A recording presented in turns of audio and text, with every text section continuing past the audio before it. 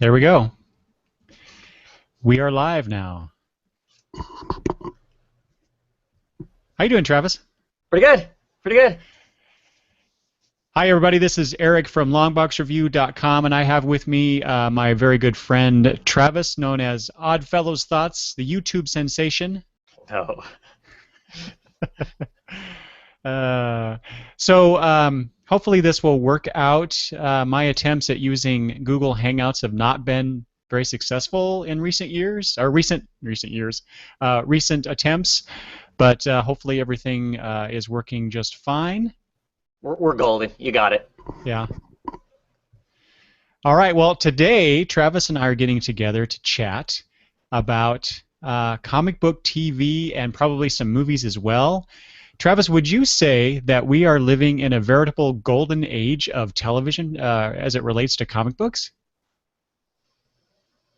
Would I call it golden? Not in the sense of golden age as if what we have is the pinnacle, the best ever, like the height of what comic book TV could possibly be, but just in the sense of look at how many shows we have to enjoy on television now.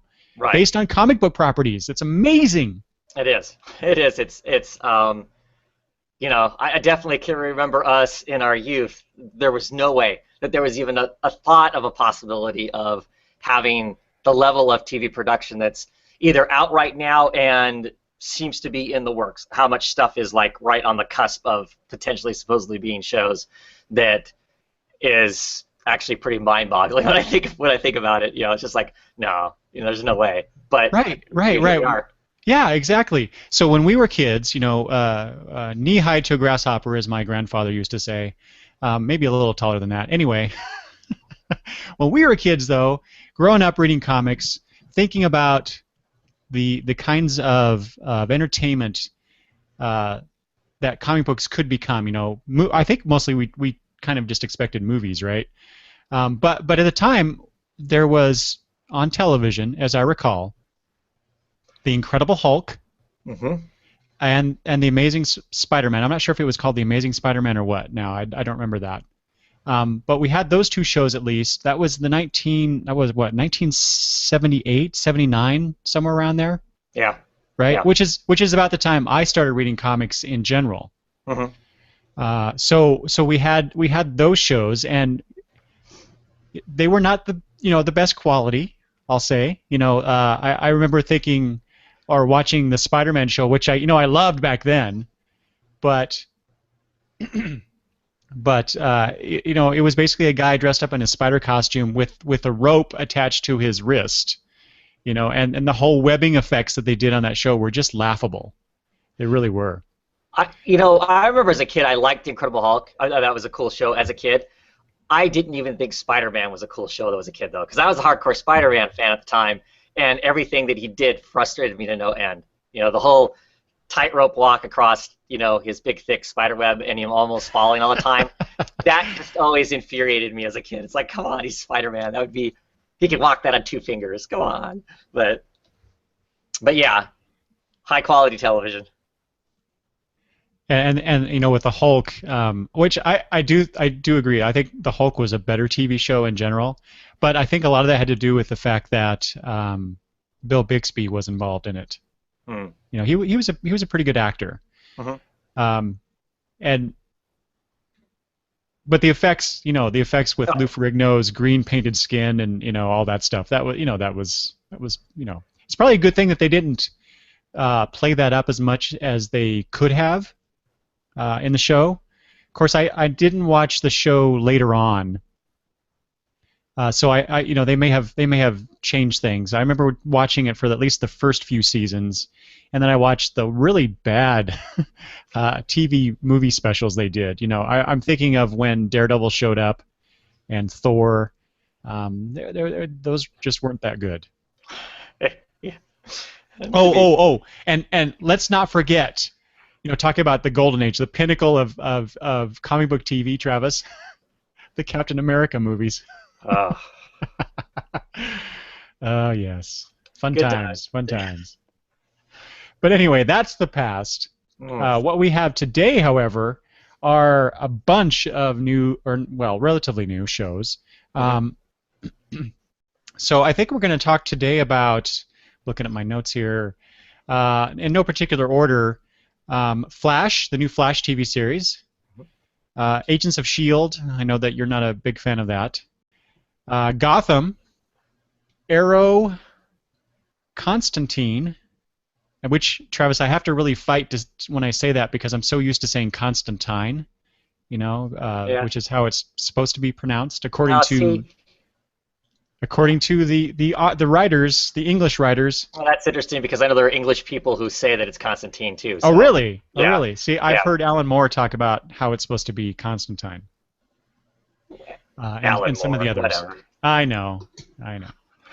Anyway, but on the show, I mean, the show actually says Constantine, so right. We'll do it. Plus, just easier to say, I think, than Constantine. Rolls off the tongue better. Mm. Is that it?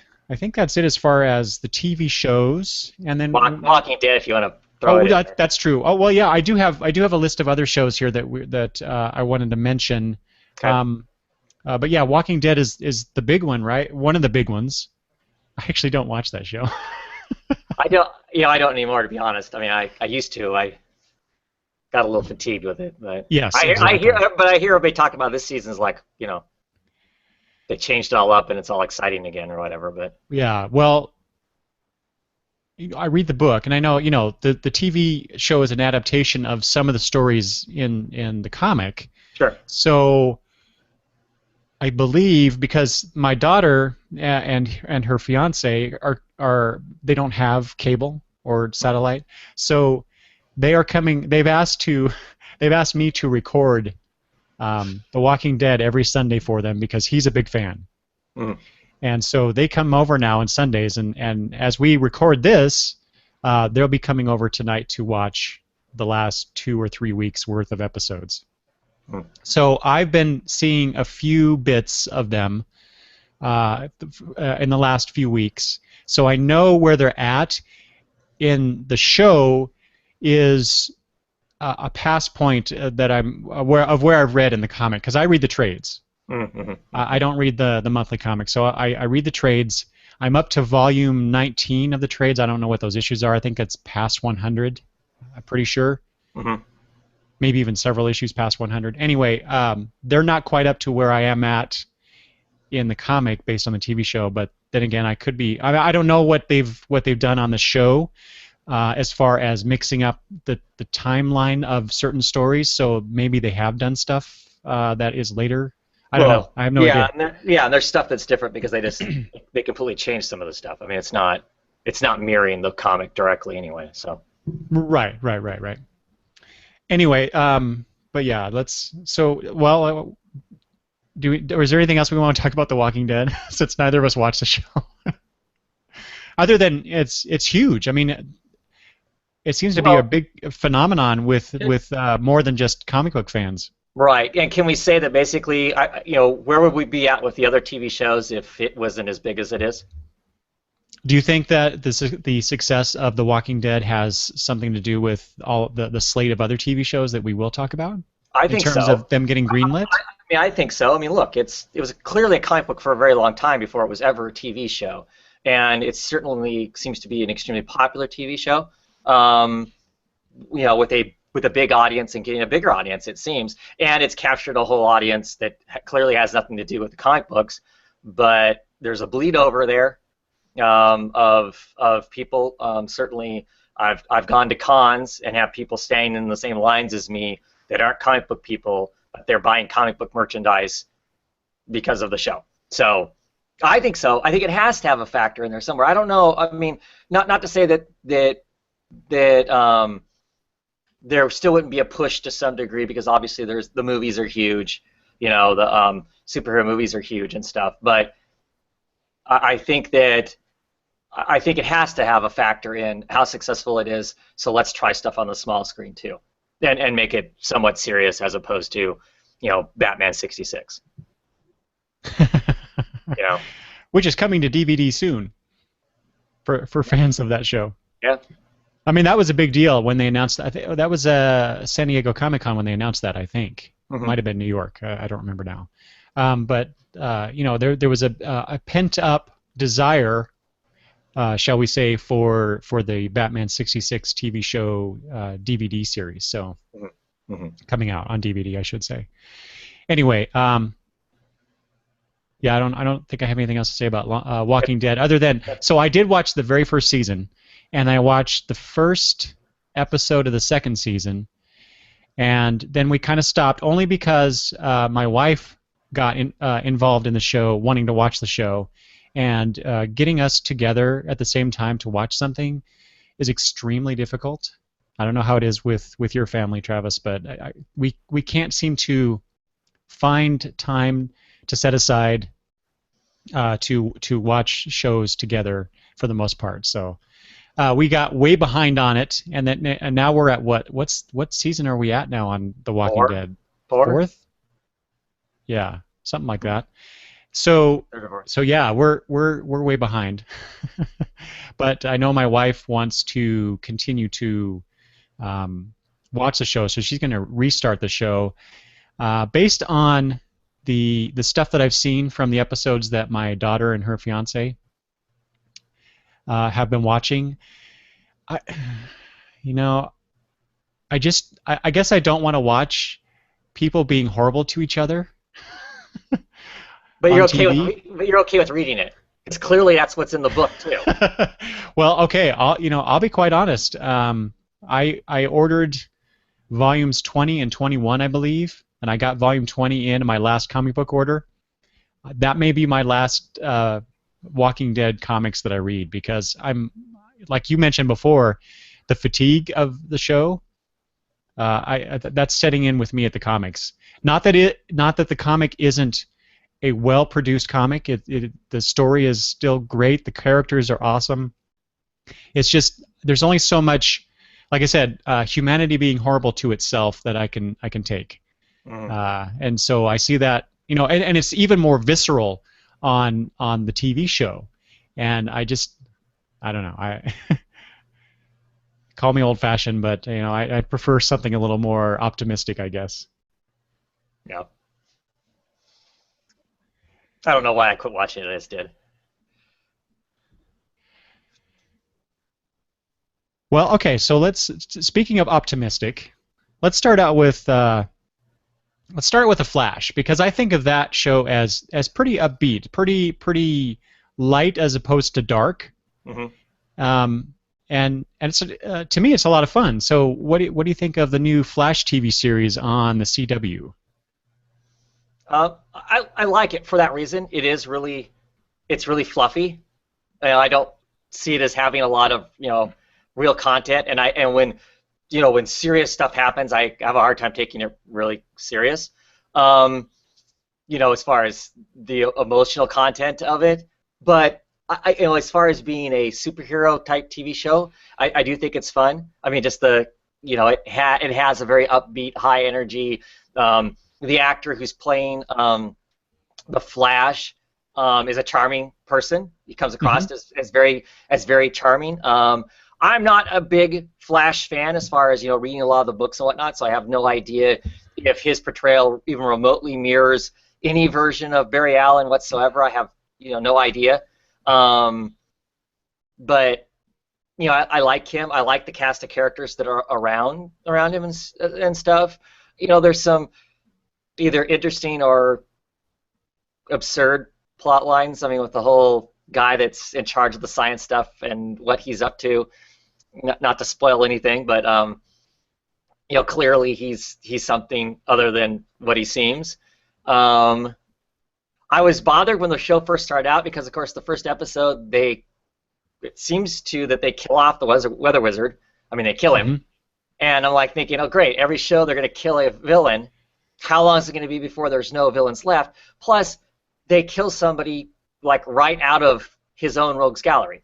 And then they introduce, like in other shows, they have the Mist, which is a Firestorm, villain. To me, I mean, at least that's what I don't know. Is the Mist originally a Golden Age Flash, if I remember correctly, villain? Oh, okay. So I only know him from the from Firestorm. It's like, oh, well, that's a Firestorm villain kind of thing. And of course, there is a character in the show that is half of potentially Firestorm that was in the show to start out with. So I don't know if that's going to become a thing. And I don't know. I think so. I think I remember reading that.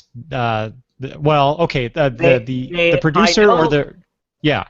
Go ahead. I know that they've supposedly cast Professor Stein, which is the other half of Firestorm. Right. So. Right. But I don't know. And the producer is a big Firestorm fan, I guess, or one of the producers, or the head writer. I don't know. One big wig involved with the show really loves Firestorm. So, and Caitlin Snow, the one is the current the physician is the current. Yeah. So yeah, well, her fiance was named Ronnie, right? Right. Mm-hmm. Which is the other half of Firestorm. Right. Which is the body half of Firestorm. Yeah. Yeah. So Firestorm's going to come to Flash. That's going to be awesome, right? If it happens. Yeah. I mean, I'm a huge Firestorm fan. I'd be thrilled with that. Curious to see how they pull all the special effects that they could go on there. And kind of what version of Firestorm do they lay out for us, you know? Right. Because there's some different tones that Firestorm has had over the years as to what that would be like. The other thing one of the things I am struggling with the show is versus the Arrow show. And in the Arrow show, they took all these names that if you know the DC Universe, you know all these names. And they just kind of threw them out there and attached them to whatever. They don't match up to what the comic book is. They just use these names in different ways. So now we've got this other newer CW show, which, it's 3 or 4 episodes in? 4, I think, yeah. I've watched 4 at least. Right, so it's 4 episodes in. And there's all these names they're throwing out that are DC names, and I'm not sure how I'm supposed to take them. Do I just take them at face value? It just happens to be that the lead female scientist is named after the current Killer Frost. Is she going to become Killer Frost? Or are they just using that name because that name's there, it's available, kind of a thing? So I'm kind of like, are they giving me hints as a big DC fan, or do I take it like the Arrow and just kind of don't worry about what the name is because the name may not mean anything at all in comparison to what's going on? Because that's kind of how I was with the whole Ronnie thing until I had heard that they had supposedly cast somebody to be the other half of Firestorm.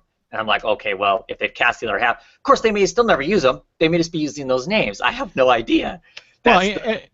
And yeah, exactly. But we're 4 episodes into a new, the first season of a new TV show. Mm-hmm. They want to go at least 5 years, 7 years, whatever, or if they're trying to follow the Smallville model, 10 years. So yeah, there's a lot of time and a lot of room for growth in this TV universe that they've set up through, starting with Arrow. Mm-hmm. Well, is it? Because this Arrow, it has nothing to do with the Arrow that showed up in Smallville, right?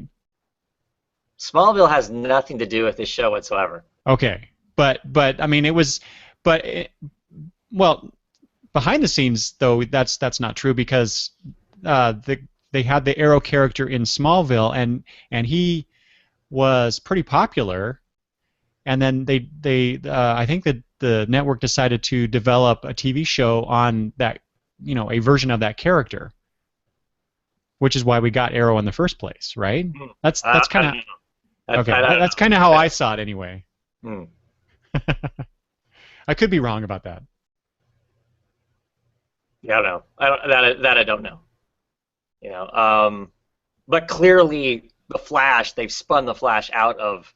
They put that character in some of the Arrow shows to spin him out into its own show, which to me was very smart. It's clearly the same audience is watching both shows, with the exception of you. To me, it just makes sense. If they were ever to do another CW version of another superhero show, it would be crazy for them not to plant them in one of these 2 shows and somehow have it spin out of that. Yeah, exactly. So that's exactly what I was thinking about the Firestorm character. How much you want to bet that probably not this season. I wouldn't think they'd do it this season, but they could introduce the characters and then 2 or 3 years down the road, then spin Firestorm, the TV series, out of the Flash. Cool. pretty I'd soon watch it. CW is going to be pretty soon CW is going to end up with all week long comic book programming. I Travis can gives a watch. thumbs I can watch a superhero show every a week. Even the stinky ones, I guess. So up. Yeah. So yeah, you mentioned the Dr. Caitlin Snow. So she, her name is the name of Killer Frost. We also have Cisco Ramon, who is Vibe. hmm What do you think of Cisco and his penchant for coming up with the superhero or supervillain names? I love that. I love that because it's one of the things. It's like, okay, how do in a world without superheroes or superheroes are just starting out? Yeah, how do these names come about? I mean, is it Mhm. really does really every villain just suddenly decide I'm going to come up with some kooky name and call myself something, or or is it the newspapers that start naming them the Blur or whatever, and that whole thing. I don't know. I like that. It's a good to me. That's a cool way to put them put these names out there because we're not always seeing like well, in most of these cases, we're not seeing any real character development in these characters as far as them. We're seeing them grow into whatever villain or hero they're going to be, and them come up with their own name or whatever. So, I mean, well, 4 issues in, we finally get what seems to be potentially a reoccurring character, a reoccurring villain in the Right. show. In the case of Captain Cold, which I like this version of Captain Cold. I thought he was pretty cool. So okay, let's talk about him for a second. Okay. I'm going to get back to some of these other characters as well, but yeah. So we start off with, like you said, they kill the weather wizard off. Although I guess the prevailing theory is that the other guy in the plane with him will end up becoming the new weather wizard, recurring weather wizard, if they decide to bring the weather wizard back. Which Okay. why would they not, considering that the weather? God, weather? Why do I Yeah, keep it's hard saying to that? say. It's hard to say. I'm gonna mesh the two words together and just call him the Wizard. The No, I'm wizard. not. No.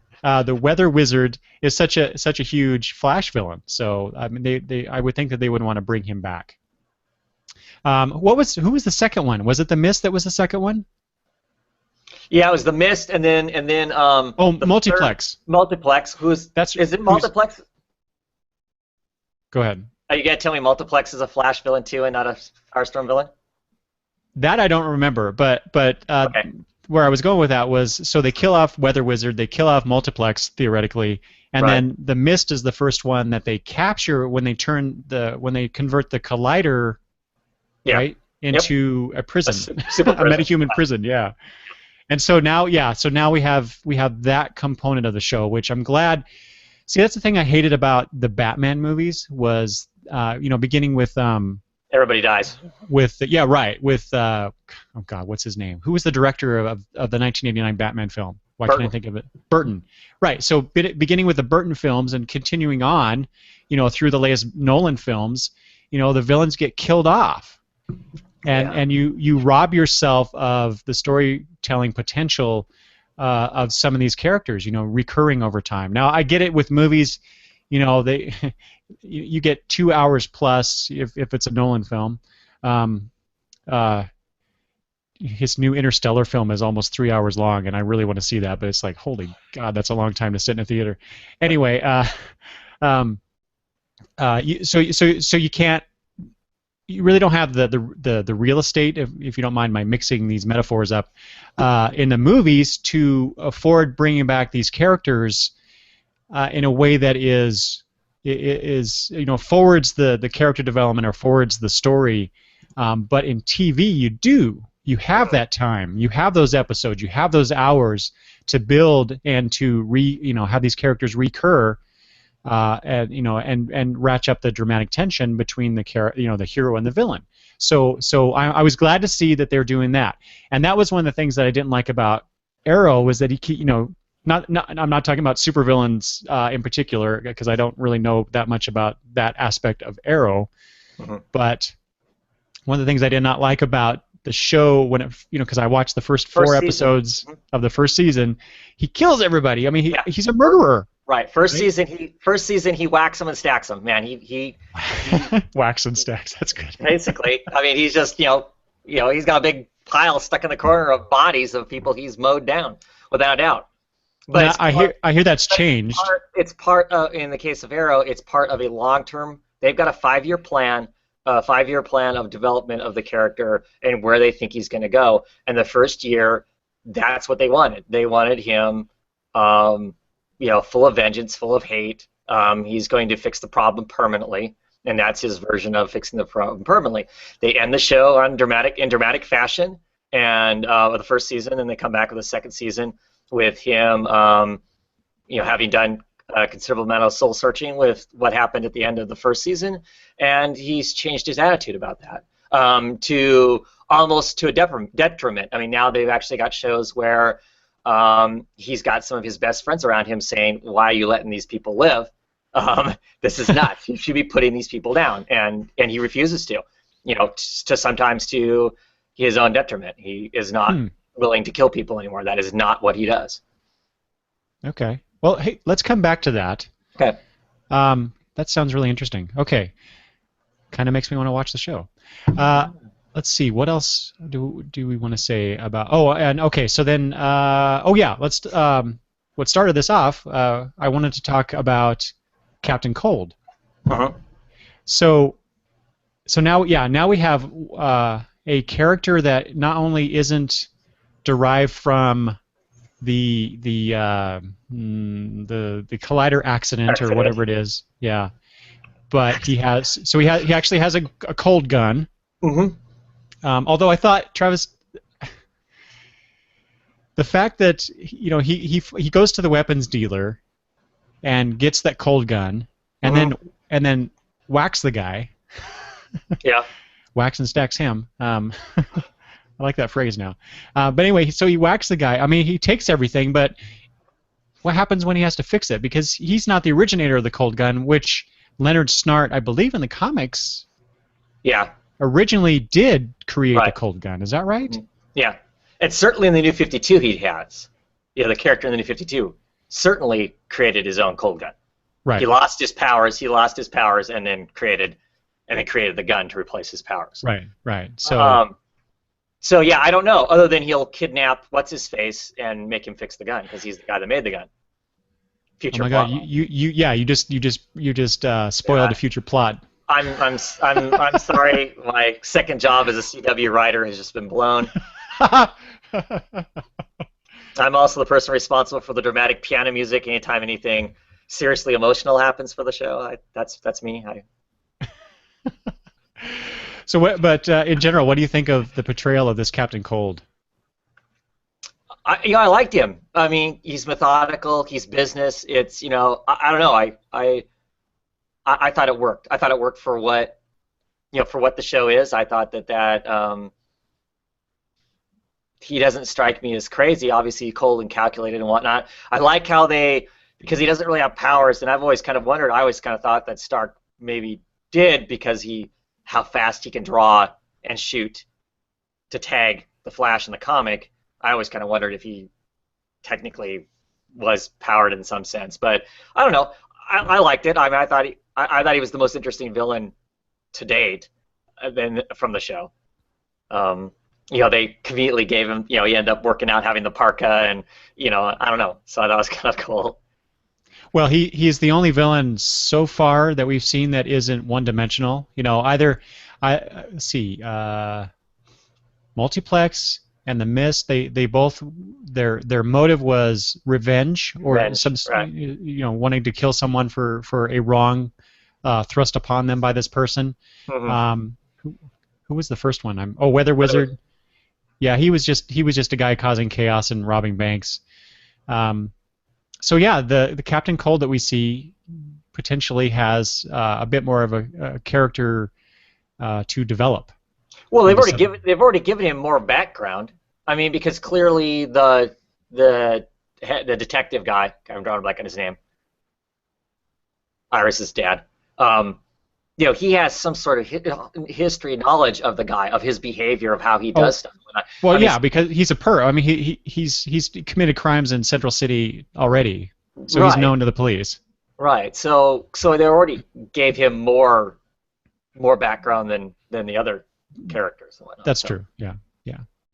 Okay. So let's talk about the police in this, and then there's one more or a couple more characters too. I want to talk about. So you have Detective West, who is the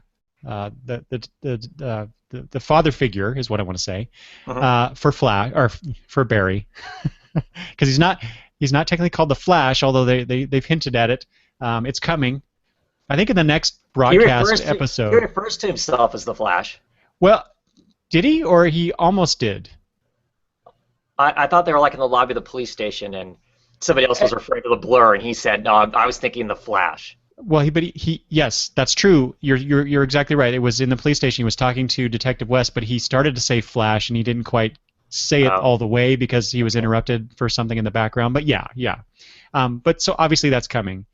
Which is good because I'm getting sick of. I mean, I think they started calling him the Streak at first, and then the blurs come up, which is that's all fine. I like the aspect that they're the public is trying to come up with a name for this guy. But I'm anxious for him to just for everybody to know him as the Flash, which is curious because the show is called The Flash, and the main character isn't referred to by his name by other characters, so which is interesting. So you have Detective West, who's, like I said, the father figure of Barry, because how cool is this that we get John Wesley Shipp, right? Mm-hmm. The guy who played the original Flash in the 1989-1990 TV series, playing Barry's actual father in the show, who's in prison right now. It's a nice little homage to what came before. But you have Detective West who basically raised Barry along with daughter Iris. And okay, can we talk just briefly about this? How weird is this crush that Barry has on Iris, considering that they grew up together, that they're basically brother and sister, and yet he has this immense crush on her? That's just ew. You think? That doesn't bother you? No, it doesn't. I mean, it's not like they grew up as infants. I mean, they have some semblance of he has his family, she has her family. Yeah, he's raised there, but I don't know. It doesn't bother me. It just seems really weird to me. It doesn't bother me. So I Barry Allen and Iris West are supposed to be the couple from the comics, Silver Age on. I don't care if they don't put them together in the show. I kind of hope they don't because of that whole sisterly thing. It's just, I mean, because Iris thinks of him as her brother. I mean, she's talked about it on the show a few times. Mm-hmm. I don't know. It's just weird. But speaking of relationships in the show, which I thought this happened rather soon in the development of the show. But then again, it's a new show, so it could have been canceled any time. Of course, we now know that it's been picked up for a full season. But at least in 4 episodes, Iris went from having no romantic entanglements at all to having into having a boyfriend who happens to be Detective West's partner, his name is his last name's Thawne. I don't remember what they call him, what his first name is. So Thawne in the comics is the Reverse Flash, right? I think so. Because I get confused on this because, like you, I'm not a big Flash reader. I never was. So I know. So we have Professor Zoom, the Reverse Flash. That's the character I know. But I also, I think his name was Eobard Thawne. I want to say. Okay. I also know that in later years they came out with a new character called Hunter Zolomon, who I think is referred to as just Zoom. And that's, so you have the Reverse Flash. So does that mean that Detective Thawne eventually becomes an enemy of Barry's? And considering that in the Bronze Age, or later, it probably was later, the Reverse Flash ends up killing Iris West, or supposedly killing Iris West. From Barry's perspective, she's dead. She, of course, went to the 30th century. Anyway, that's a whole convoluted story we don't need to get into. The guarantee will not be in this show.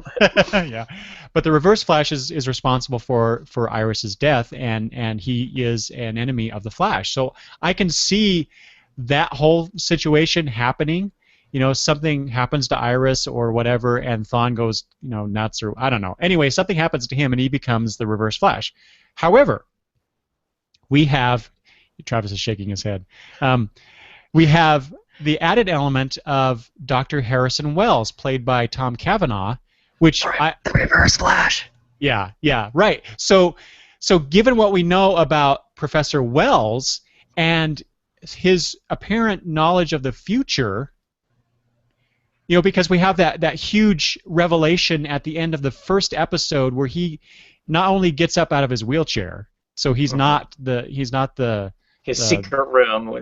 He goes into his secret room. So he's lying to everybody about his condition, gets up, walks into the secret room, and we see this, I don't know if it was a newspaper or... Newspaper headline from the future. Yeah. Basically talking about the Flash dying. Was it dying or... Oh, I remember now. I should have looked this up. I don't remember what it was. There's a reference to the Crisis. I mean, they talked about the red skies. I think it was Flash dies in the Crisis. It's something along those lines. Mm-hmm. But you had that huge. But anyway, so yeah, is Wells the Reverse Flash or is he Zoom? Because Wells is always talking about. I mean, he's talking about to Barry's friend, like Detective West, when Wells killed. The one guy that Multiplex was after. Right, the corporate scientist guy, yeah. But he's the guy that is involved with Metamorpho. God, I can't remember his name, that character's name. Anyway, when he kills him, he talks about protecting Barry.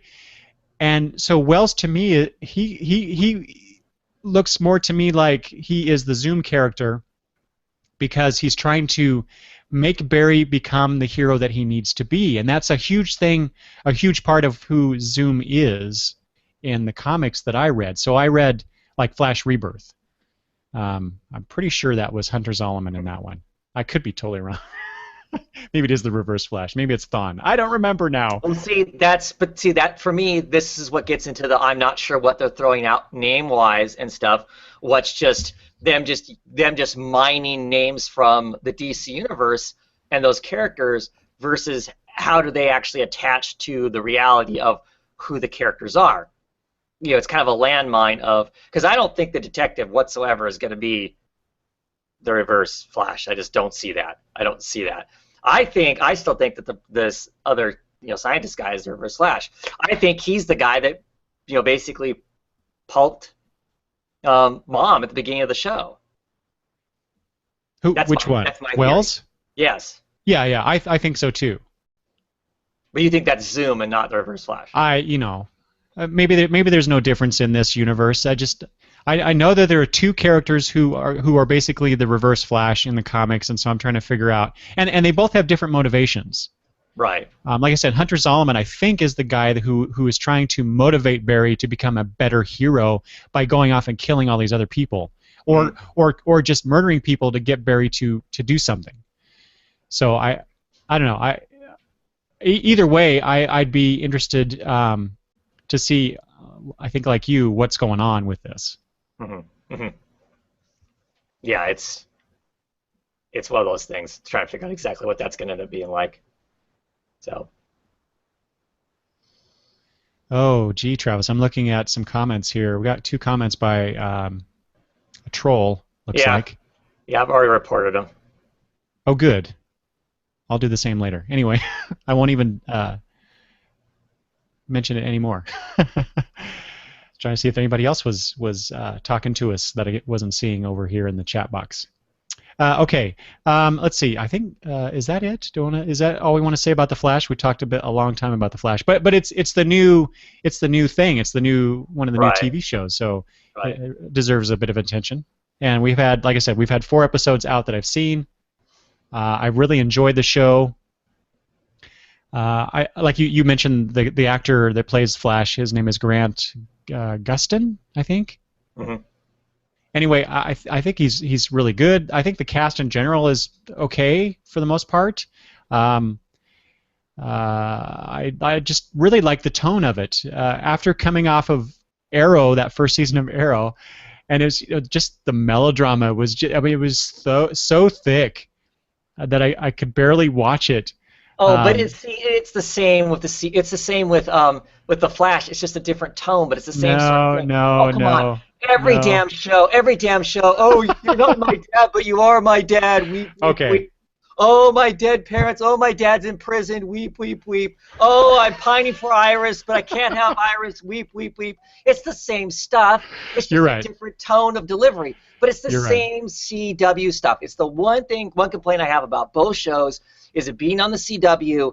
It's going to have a certain tone, and they both have it. They both have this, God, dye your hair black, put white face paint on, dark eyeliner, and just be emo. Let's just get it over with, to the full extent. I mean, it's just because they're both that. I mean, and you just have to kind of accept. That's why I was joking earlier about the piano music. You start to hear the tinkle of piano music, and it's going to be some kind of quasi weepy moment. Getting off of comic book shows, the Supernatural that's been running for 10 years does the same thing. It's the exact same formula on the CW. All three shows, they're completely the same. They have the same. You could almost guarantee exactly where the points of the kind of melodramatic stuff is going to happen in every single show. So You're right. You're right. You're right. There is melodrama in here, if but it's just. If I wanted to point at them as being quality television, neither one of them are. As far as being, oh boy, but as far as The Flash being a fun superhero show that you just watch it and you kind of enjoy it, you laugh and you smile through it, regardless of the drama that's there. It certainly is. For me, it is anyway. It's definitely a bright, shiny. Everything about it is shiny. It's always almost always in the daylight. It's well lit, which is completely opposite of the Arrow for sure. Mm-hmm. Mm-hmm. The Arrow falls into more Batman category as far as it's always darkly lit and dreary. Yeah. Yeah. Okay.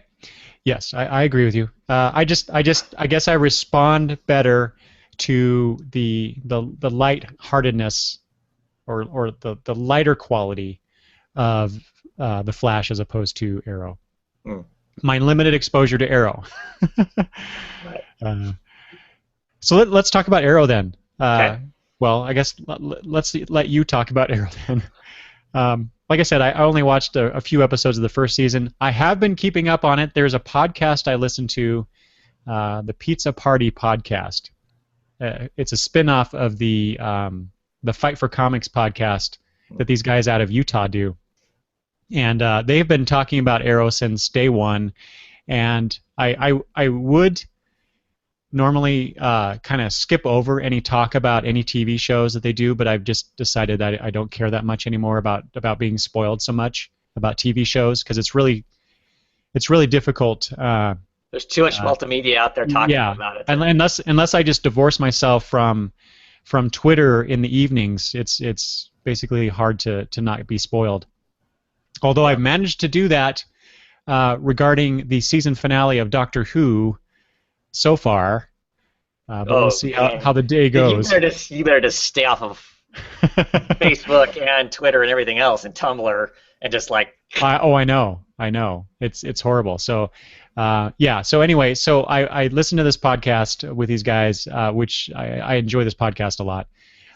So I feel like I have kept up with Arrow, even though I haven't watched an episode since the first season. So how biased are these guys? Because that. No, they love the show. They absolutely love it. They think it's one of the best shows on TV. If you're a comic book fan. Okay, I don't know that I would. I don't know if I'd say that. I doubt they think it's like I'm trying to think of a good quality show that I've watched recently. Well, sure, I understand what you're saying. So I'm enjoying Arrow. I mean, certainly the first season of Arrow, the first show, I was WTF as Ollie is snapping people's necks in the first 10 minutes of the show. He's literally breaking people's necks, getting a hold of them and killing them dead. And I'm thinking, this there's no way that this can be Oliver Queen and it just so far out there and whatnot. And certainly the first season, he puts arrows through people like nobody's business. Like I said, dramatic stuff happens, and then we get into the second season where he's decided that he needs to be a better person, needs to be a better hero, that's not the answer. Bring people to justice is what he does. gathers as much information as he can and captures them and basically turns them over to the police.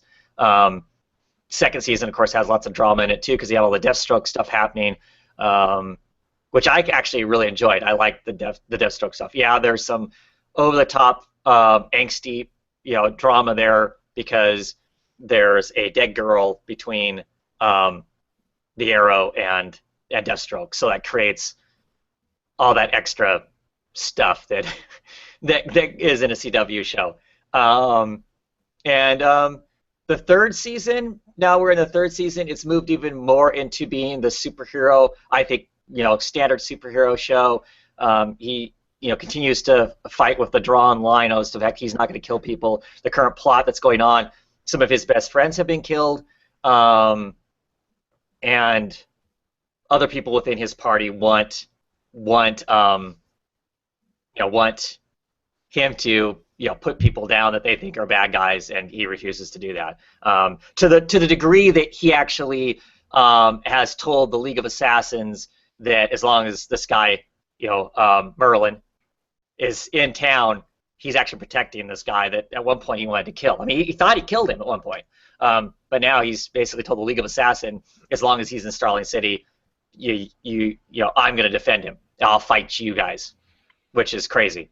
Because, of course, the League of Assassins, we know, are over the top as far as how brutal they are and whatnot.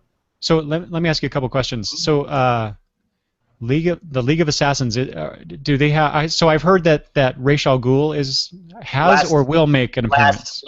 Last episode, he is at the very end.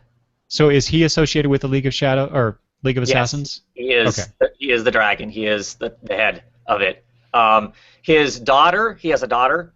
Talia, and and she is in the TV show, the original, and I say original because I'm assuming there's going to be a new Black Canary where there's a character moving towards being Black Canary.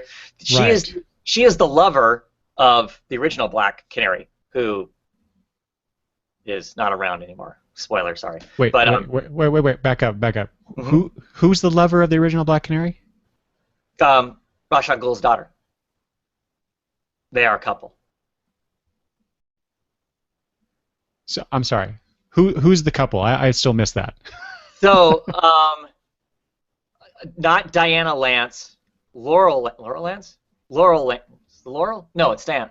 I don't remember which Lance it is. I get their names mixed up because it's one of those things. It's one of those things. They're sisters, right? They're sisters, and Oliver has had relations with both of them. Wait. So I remember this from the first season. So one of the sisters supposedly died in the boating accident that he was involved in. Right, and she's the original Black Canary. She didn't die either. She's around. She shows up again in season 2 and is around a lot in season 2. In his past, and they do all the flashback stuff, and current time. She ends up at some point in her life being picked up by the League of Assassins, and they train her. And she's the Black Canary. She goes by the Black Canary, or the Canary is what I think is what she goes by. That's because we have no room for colors in the Arrow universe. Clearly. So go on, I'm sorry. Yeah. So yes, her and Talia have a relationship. I mean, they're. Oh, okay. They are a couple. I wasn't sure if you were talking about Ra's al Ghul and No. Black Canary having the relationship. Okay. No, actually, Ra's al Ghul hates Black Canary. He refers to at the end of the last episode. He basically he goes, that's fine that she's dead because she was never really one of us anyway. I mean, there's some suspect that it has been implied that Ra's al Ghul actually had her killed because she gets killed by a bunch of arrows. She gets pincushioned by a bunch of arrows, and so it's a debate: is it Merlin that did it? Is it Ra's al Ghul did it? Was it Oliver that did it? And there are commercials have been out. Is it Roy that did it? So who knows? That's going to be seems to be the running plot this season. Is who killed Sarah? It's Sarah. Yeah, it's Sarah. Who killed Sarah is the running plot through this season. I mean, while other stuff is happening, that's kind of where they're going as they're trying to figure out. They're trying to be detectives and trying to figure out what's going on. Also, this season they introduced Ray Palmer, who is an absolute douchebag. I can't stand him. And That's he's being played by Superman. the guy from the Superman films, right? Brandon Yeah, Routh. yeah, Yeah. yeah. Which he does a fine job, but I mean, this Ray Palmer is really rich. He's taking over Sterling City. He wants to rename it Star City. Oh, good. They're actually getting back to that. Yeah, yeah. He wants to Good. rename it. He wants to rename it. He's bought out Queen Consolidated. He owns Queen Consolidated. He, is there in Queen Tower. He's taken their tech. He's improved on it because he's so much better. He continuously pursues Felicity Smoke because she's like this cyber, this computer genius to work for. So she's now working for him, but also doing the stuff with the Arrow stuff. Well, she has to have a Wow. job. She has to have a job. She has to pay her bills because Oliver doesn't have any money. Um, Oh, so so they stripped him of all his money. yeah, yeah. He tried getting his company back, and Palmer um, basically outbid him and out schmoozed the board holders, and so he's now in control of all of that. But I don't know. I don't care for the character. I just kind of punch him. Whether or not we'll ever see him as the Atom, I have no idea. Well, now, okay, I'm glad you mentioned that because I read something just recently where Routh apparently supposedly said that he would be donning some sort of Atom costume. What that Cool. really means, I don't know. I mean, cool. I like the Atom. I mean, I like the superhero, the Atom. I just don't know if I like this guy. This guy has the potential to be. I mean, he's a nice guy. He comes across as a nice guy, but at the same time, he knows he's a real big genius and just kind of too full of himself. And it's just the type of person he is makes me want to slap him. So Hmm. Hmm. I don't know that that's really, you know, a fault of the character or whatever. That's just my personal take on the dude. But it's a fun show. They've had the Flash show up a little bit, briefly. Um, was it in that show? Just the whole, to continue to spurn the whole let's be superheroes kind of thing. But and Felicity obviously has been in the Flash show also. Yeah, okay. We forgot to talk about Felicity involved in that because yeah, she showed up in one episode um, to basically say hi to Barry, I guess. I realized that when the Flash character when Barry I don't know why I say the Flash when Barry showed up in the backdoor pilot for the Flash show in Arrow, Hmm. I guess because obviously I never watched it, but I heard that there was an attraction between Yeah, Felicity and Barry, yeah. and then they played up on that in that episode of the Flash, Hmm. and Well, then basically, I guess, kind of shut the door on that to some degree. uh, I think it's really shut.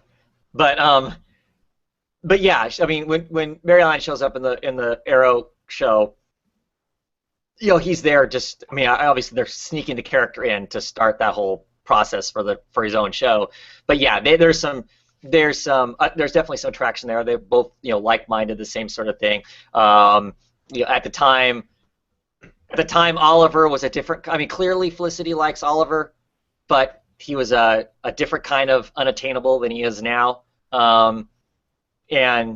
And so yeah, there was stuff there. She actually disappeared for a few shows because she spent after Barry gets hit with a lightning and whatnot. She's actually by his bedside for a long time while he's in the hospital, I guess. I mean, they have that in the plot and whatnot. So she's there and she has an interest in the guy, and that's why she shows up in the Flash show then. But I love Felicity. Felicity is one of my favorite characters in the show. She's awesome. I can watch a show of just Felicity. She's fun. They play around with the relationship between her and Oliver. They potentially go on a date.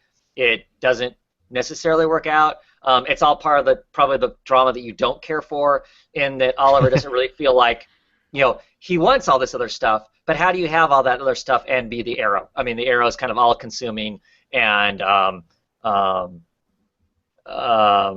every time he's near somebody, of course, they're killed or threatened or whatever, and so, yeah, I don't know. Yeah, it's kind of those things. He's at a dinner. He's having a dinner date with her, and there's an attack on the place they're in, and he decides, Of course. this just doesn't work. Which, of course, yeah, no, like you said, I kind of liked it. I mean, I think they do a good job of the two of them acting that tension between the two of them. They do a good job of, because relationships come up an awful lot in the show, which may be too much, but anytime there's talk about that, she always kind of she does a very good job of kind of seeming uncomfortable and cutting it off. I like her as an actress, the way she delivers her lines and the emotions around that. So I like the show. I think it's a fun show. So one of the things that I've taken away from the podcast discussion that I mentioned earlier, Mm-hmm. and also if you learn nothing else from Tumblr, it's this, that everyone wants Felicity and Ollie to get together, and Felicity Smoke is an awesome girl. Which Mm-hmm. I'm not making an argument for anything about that. That's all I know of Arrow for the most part. He killed a lot of people in the first season. The show got better, and Felicity and he should get together. That's pretty much the takeaway I have of Arrow right now. Plus, as you were talking there, Travis, describing the situation with Arrow, you remember when I think this has been played upon in the comics a little bit. Also in the Batman Brave and the Bold animated series, when Green Arrow would show up, there was one point in one episode where Batman says something to... No, I'm thinking of a comic. Batman basically turns to Ollie and says, "Is there nothing where you don't copy me?" Right, because the Arrow Sure. Arrowmobile, the Arrow Cave, trick arrows, all that stuff, right? A sidekick. It really seems to me, like I said, when you were talking there, describing the show, it seems to me like this is CW's Batman without Batman. Everything seems to be Batman-esque. It's just they're calling it Arrow, and he shoots arrows instead of throwing batarangs. Mm-hmm. It's bizarre. Certainly, to a degree, it's definitely that way. I mean, that's why I mentioned the comparison. Flash is this bright, cheery, and the Arrow is the kind of Gotham-esque kind of thing, and it really is, because it's almost all the action happens at night, and yeah, oh yeah, it definitely follows a lot of that. There's some other cool stuff in it, though. They play around with Argus quite a bit. Amanda Waller's shown up multiple times. They've obviously flirted with the Suicide Squad in the show in the past. Now they're not killing people, you can have reoccurring villains and stuff. So, Deadshot has shown up a few times. I like it. It's different than the Flash. It's definitely moodier as far as it being a dark and brooding, as far as that goes, as opposed to Tyrion brooding. But I like it. Like I said, it feels like it's developed. The show has developed. It actually feels like it's going somewhere, season to season. As far as the development of a superhero and that sort of thing. Like I said, the first season, clearly the guy is, a killer. He clearly is a killer in the first season. And there's consequences that come out of all of that. That lead him to decide that doesn't what he wants to be. The second season is a battle with his past, largely. I mean, he's dealing with the consequences of Slade, of Deathstroke. Their interaction with each other created a huge mess that finally comes to a header in season 2. That's what largely season 2 is. Season 3 seems to be he's cemented himself even more into the superhero mode. They go on patrols. He's got a few more trick arrows that he uses throughout the show and whatnot. He has a sidekick that that he does use to some degree. It's moving more and more to the standard superhero type trope as far as that goes. And I like it. Is it super television? No, but I like it. Yeah. So based on what I know of the show from listening to other people talk about it, I know you like it. I know I've teased you about the quality of the show in the past, Sure. but Sure. All in good fun though.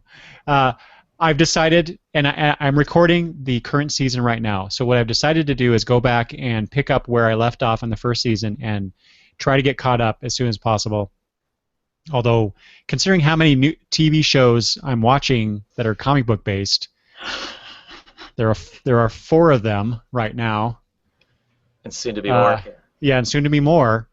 I don't know how I'm going to do this, so but I plan to pick up on Arrow again and discover for myself what you and others have been saying about the show. So I'm looking forward to that. Cool. I think I just got to get through that first season, right? Yeah. The first season's tough. I mean, I sat around and watched it mostly because it's a Green Arrow knockoff, and I'm a Green Arrow fan. So right, exactly. Right. Okay, so let's move on. We talked about how Arrow is essentially Batman without Batman, but let's talk about a show that's about Batman without Batman. Right. And that's the show on Fox, Gotham. I've actually, Travis, I have recorded all of the episodes. I've only watched 2. Are you watching that show regularly? Yes, I am. Are you all caught up on it? Yes, I am. Okay. All right. So you'll be doing a lot of talking then. When this was first announced, I think you and I talked about this on a previous episode. Probably. Of the podcast. And so we were talking about specifically about, Batman can't show up. I think we agreed that we didn't want a whole lot of Bruce Wayne in it, that him as a child in it. Well, I remember there being some conflict of they said that Bruce Wayne was going to be there, but we weren't sure how that was going to work out. At that time, you're right, yeah. But now obviously we know. Mm-hmm. So that was our reaction to it at first. So now that I've seen a few. You've seen, how many episodes are out now? I don't remember. I want to say 8 or 9. That's the number. I don't know. Maybe less. I should look this up. I'll do that as you're talking. So I wasn't all that enthusiastic about the show, and then when it premiered and I hadn't watched it yet, I was listening to a lot of people. Like I said, I listened to a lot of podcasts, a lot of comic book based podcasts, and of course people are talking about the show just like we are now. And so the reaction either went one of 2 ways. Either it's pretty good considering, or burn it down. It's horrible. Or a variation of that is there are some things they like about it and other things are just totally crappy. Bruce Wayne's character being one of those things. Fish Mooney, which when I heard that Jada Pinkett Smith was going to be on the show, I almost didn't watch the show based on that alone, because I do not like that actress. I cannot stand her style of acting. But you know what? I actually enjoy her character on the show because her Pinkett's style fits with that over-dramatic quality that Fish Mooney brings to the show. And well, I'll get to that in a minute. I was going to say something about feeling for the character, but I'll talk about that in a minute. So that's just kind of my going into the show. That's how I was feeling about it. So now that I've watched 2 episodes, it's not that bad, considering. I mean, there's a lot of problems with it. Like I said, I've only watched 2 episodes, so you'll have to speak about what's come after that. But the guy who plays Gordon is likable enough.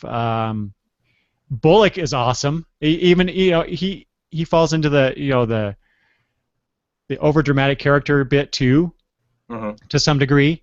But he brings a certain humor to the show, right? And his interaction with Gordon that makes it worthwhile.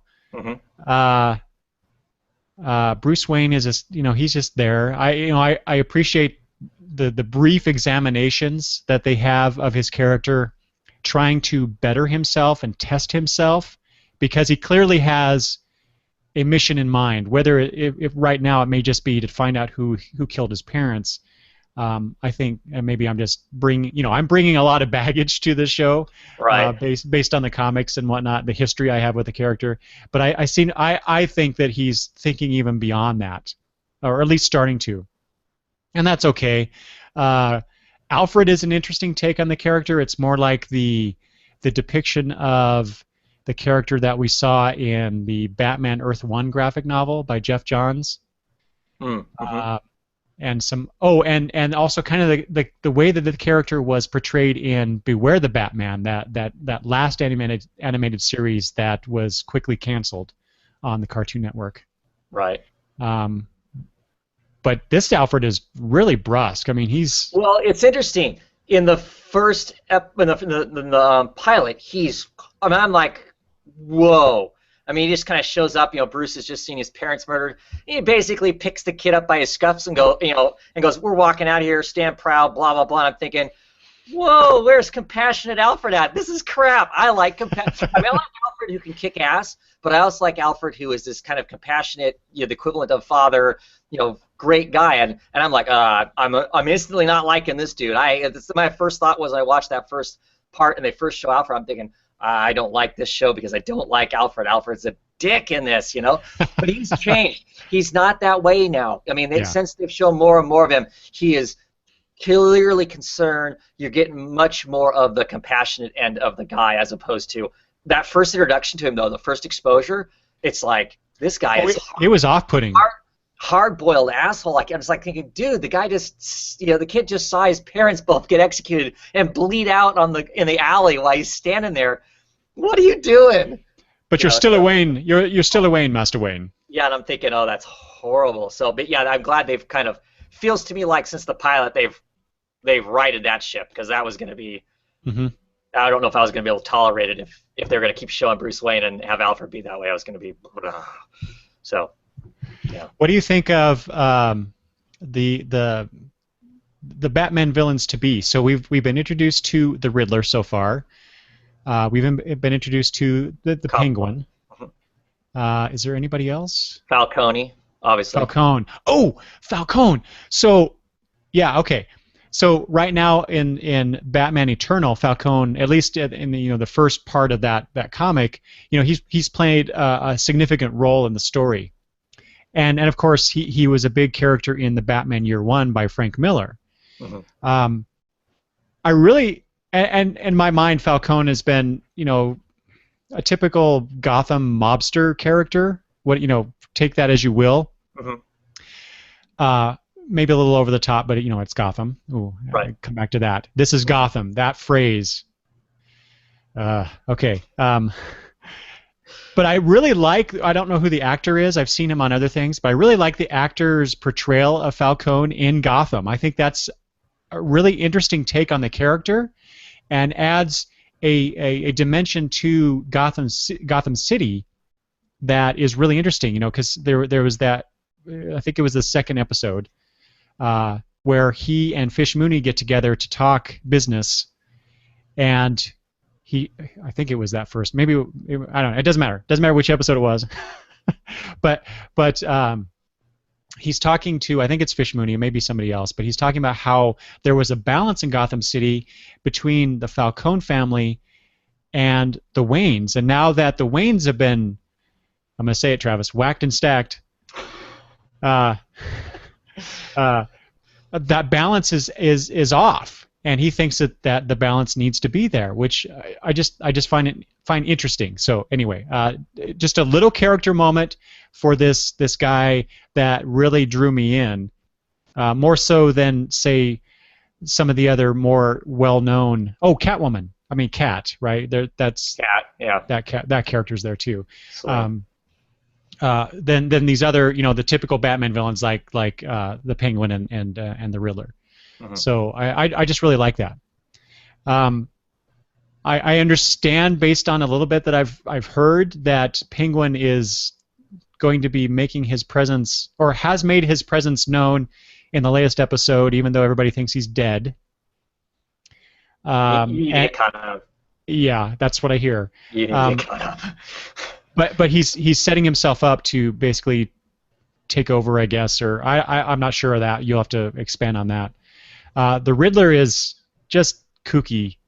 The guy who's playing him is really playing up that whole psychotic, serial killer-esque angle of the Riddler. You know, it's bizarre. The fact that he works at the police department is an interesting take, but it's just like, why would they employ such a guy? But again, this is Gotham. Right. I swear to God, Travis. That excuses everything, doesn't it? I know. 2 episodes in, and I'm already sick of hearing people say this. But this is Gotham, Jim. Why aren't you beating up people and breaking the law and blah blah blah? Just because this is Gotham. This is how things are. And I realize that this happens in the comics too. I mean, that's a line that gets thrown in there as well. But it's just, I don't know. It seems so concentrated in the first 2 episodes of this show. It's like, oh my God, yes, I get it. It's Gotham. Yeah, it's very in your face. It's very in your face, even more so. Whereas in the comics, it's almost as like an inside joke amongst against the crime fighters, whether that be the police or it be the superheroes. It's kind of like, it's almost like it's like a bad joke. It's like all this stuff happens because it's Gotham. It's kind of like it's a thing you say because you're frustrated. Whereas in the show, it's a thing you say as like I don't know what. I'm not sure exactly how I'm supposed to take it in the TV show, but yeah, it gets delivered way too often. There are aspects of the show I really like. I know some people don't like the ambience. I kind of like the ambience. To me, it's weird because it's like some things are delivered in kind of in an almost comic book camp kind of a delivery to it. Yeah. And then some of it flirts with trying to be a regular like detective TV show or kind of thing. And I don't think the mix works. There's sometimes there's this abrupt clash there. I think that's probably the thing I would want to criticize most about the show is that there's just this kind of thing that happens. I mean, and it's not that I don't like both aspects. I like both aspects, but they're not working together. They either need to do one or do the other, and because I feel like it's very disjointed, otherwise. And examples of that are like when they have like a TV reporter. They have this one character, character that keeps recurring. That's a TV character. Oh, no, I mean that's a newscaster that's on the scene, and the way she delivers her, it's very campy. To me, it almost feels tongue in cheek, like it's an expose kind of. I don't know. There's something about it. It has this feel that matches some of the other stuff in it. I don't know if you saw the episode with people collecting people for the doll maker. Yes, I did see that one. Okay, so those two bad guys, villains, whatever you want to call them, they both seemed weird, didn't they? I mean, not weird as in they're bad guys, but weird as in the way they delivered their lines. They were very out of stilted, they're odd people. And that's not the actors, because both the actors that played those people are good actors. Clearly, that's how they were supposed to be portraying those people. So they have that almost comic book kind of bad guy quality to them, and then you have other people walking around that are very smooth, very polished, and very more the detective. Barbara Gordon is more of she's the detective's wife from the detective TV show versus the comic book character, and so there's just these kind of clashes as far as it being a good TV show as far as that goes that to me kind of crash into each other, and that's a problem I have with it as far as that goes. But like I said, I like both aspects for what they are, but they don't work together. Currently, I want to punch Barbara Gordon in the gut a whole bunch. She has made some choices that I'm just like, how would you ever think that was okay? Are you talking about? So I saw in one episode, Gordon is talking about how he wishes he could do he could put the press on. Oh, it was the doll maker one. The kids. Not even that. No, she does something far worse than that. Oh, okay. So, the last episode, she does some pretty dumbass stuff. Okay. Yeah. Well, I kind of like the fact. I mean, it was stupid, obviously, for her the way that happened, but I guess in a sense. I mean, but how she, Gordon's like, well, I can't. I can't call the press and tell them about this, because they'll get me in trouble at my job. And she just picks up the phone and does it, because she's a citizen. She has this information and she calls it in. I don't mind that. I like that. I don't mind that. It gives you a reason as to why, other than her being beautiful, why is Gordon in a relationship with her? I mean, it shows that she has some, other than she's hiding some stuff clearly, because nobody tells their past to whoever. I mean, but I think it establishes that she's a good person and wants to be good, and that's why she's with Gordon, because Gordon's a good person who wants to do good. Great. but she just does some dumb stuff that I'm just like, are you kidding me? Anyway, but So what do you, the greatest character in the whole show is the Penguin. Cobblepot is over the top and absolutely awesome. I mean, yeah, he's scary because this Penguin has no issues with killing you for a sandwich. Which makes him way more frightening than most of the time the Penguins build. I mean, there's some stories where they build a penguin as being brutal, and there's other stories where the Penguin's this kind of tubby guy that has all this bird crap, and he goes whack whack whack whack, and you think he's kind of dumb. But the Penguin can be a really cool character. I like the Penguin in this. I like the portrayal, the character. You got to get caught up because the Penguin is either crazy and doesn't realize exactly how tight of a tightrope he is walking, or he is absolutely brilliant and he is gonna, he is setting up to jerk everyone's chain ultimately down the road and become clearly the Penguin, the crime boss that he is in the comics. I don't know. It just to me is like this latest episode, the end of it, it was like, whoa. Okay. Well, that gives me a motivation. But here's the reason I haven't watched more than a few episodes. I guess maybe I've watched 3. I don't know. I'm thinking that I've watched more than 2 because I thought the Dollmaker was the 3rd episode, but I don't remember. What was I going to say? Why haven't you watched it? Oh, yeah. Thank you. Because this is one of those shows where I'm watching with somebody else in the house. And so it's just finding time to sit down with them and watch the show. But yeah, it's funny how you talk about the two seemingly incompatible tones of the show, and it reminds me like it almost like the show is trying to be Nolan's Batman universe meshed with oh God, who's the director of those last few Batman films before Nolan? Schumacher. Yeah. Right? Like that over-the-top campy quality that Schumacher brought to those films and mesh it with Nolan's Batman. And it doesn't quite work. Right. But again, just like The Flash, this is a new show. This is the first few episodes, well, for me, first few episodes. They're still developing that universe. They're still developing those characters. Well, I think you need to go. The biggest mistake, I think, because for me, when the first show hit, there was people who loved it, think it's great, and there's people, like I said, that I didn't hear anybody that was in between. It was either you loved it or it was the worst piece of shit that was ever put out, and it should be burnt down, and everybody on it should be killed, and should never touch anything. To me, you got to go in with the kind of, this is a whole new reality. Yes, you know the names of people. You got a sense of kind of what's there, but just they're obviously playing to some degree fast and loose with the whole early Bat mythos. It's not going to be Gotham Central. There were people who were like, you're up in arms because it's not Gotham Central. Clearly, it was never meant to be Gotham Central either. I mean, yes, that would be a cool show. Don't get me wrong. I mean, I love those books. That would be awesome to see that.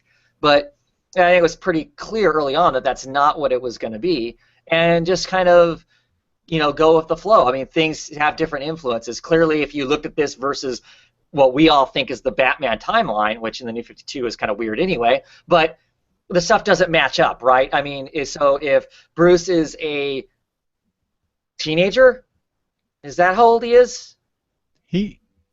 I don't know. I was thinking about that too.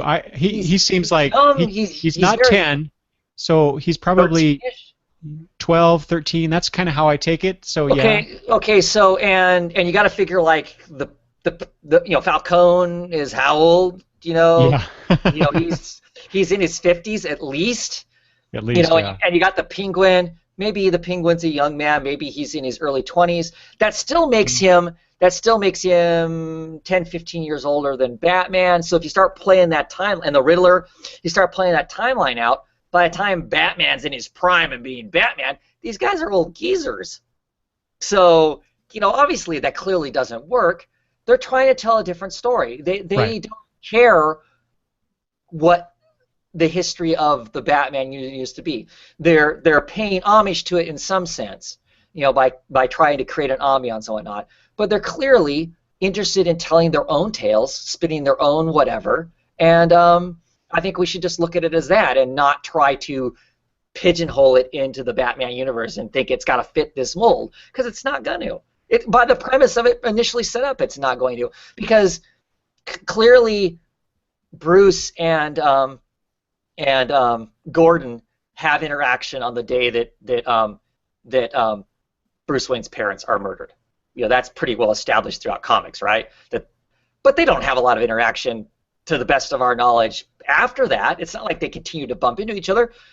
Almost every episode of this show, he shows up at Bruce's place to kind of give him a, whatever. He feels he has a greater connection to Bruce than what it seems that he does in the comics. So, I don't know. I think it's cool as an alternate reality, whatever you want to call it, an Elseworld, if you need to use that term, for it just to be what it is. So.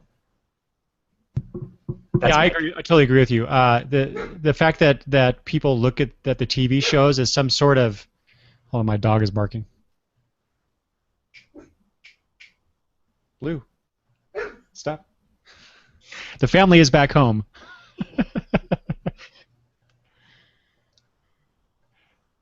Okay, I'm gonna. Nope, there he goes. Hold on. Blue, buddy, come here. Shh. Good boy. Quiet. Yeah, the whole. I'm just gonna talk over it. Sure. The people that are out there thinking that the TV shows, the movies have to somehow conform to what's been printed, I don't understand that. As you said, these are alternate versions of those stories, and I'm perfectly okay with that. Well, I quite honestly, if I've already read the comic book, I don't know that I need to see exactly a reprint of it done someplace else. Yeah, it needs to be its own thing. It needs to follow its own direction, and entertain us in a different fashion. Mm-hmm. Why not? I mean, we're so used to comics, especially superhero comics, telling or giving us alternate versions of histories anyway. I mean, the original, the origin story of the Batman, as presented in 1939, definitely has very little to do. I mean, other than the major beats, definitely has very little to do with what we know now.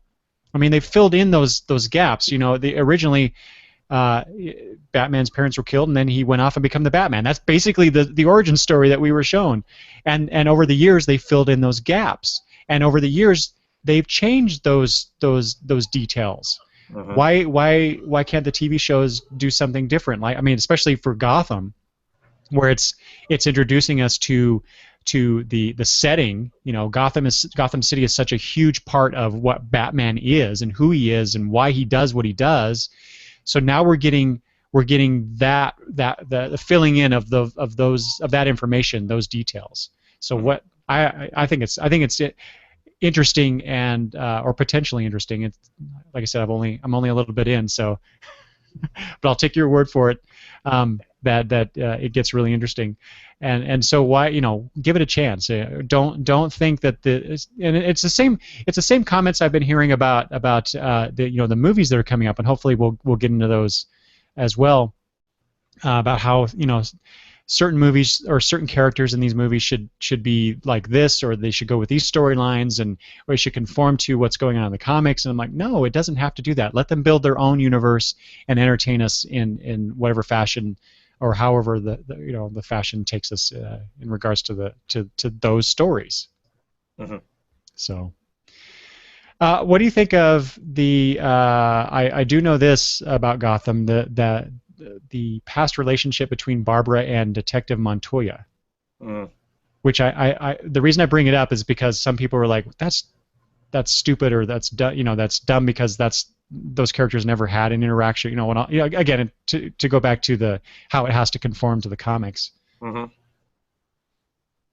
I don't have a problem with it. I mean, that's not one of those things. The timeline gets really weird because Montoya. I mean, she's how much older than Batman? I don't know. I always considered her a younger person, so that's weird. But I mean, it's cool to have those characters in there. Clearly the Spectre is walking around too, right?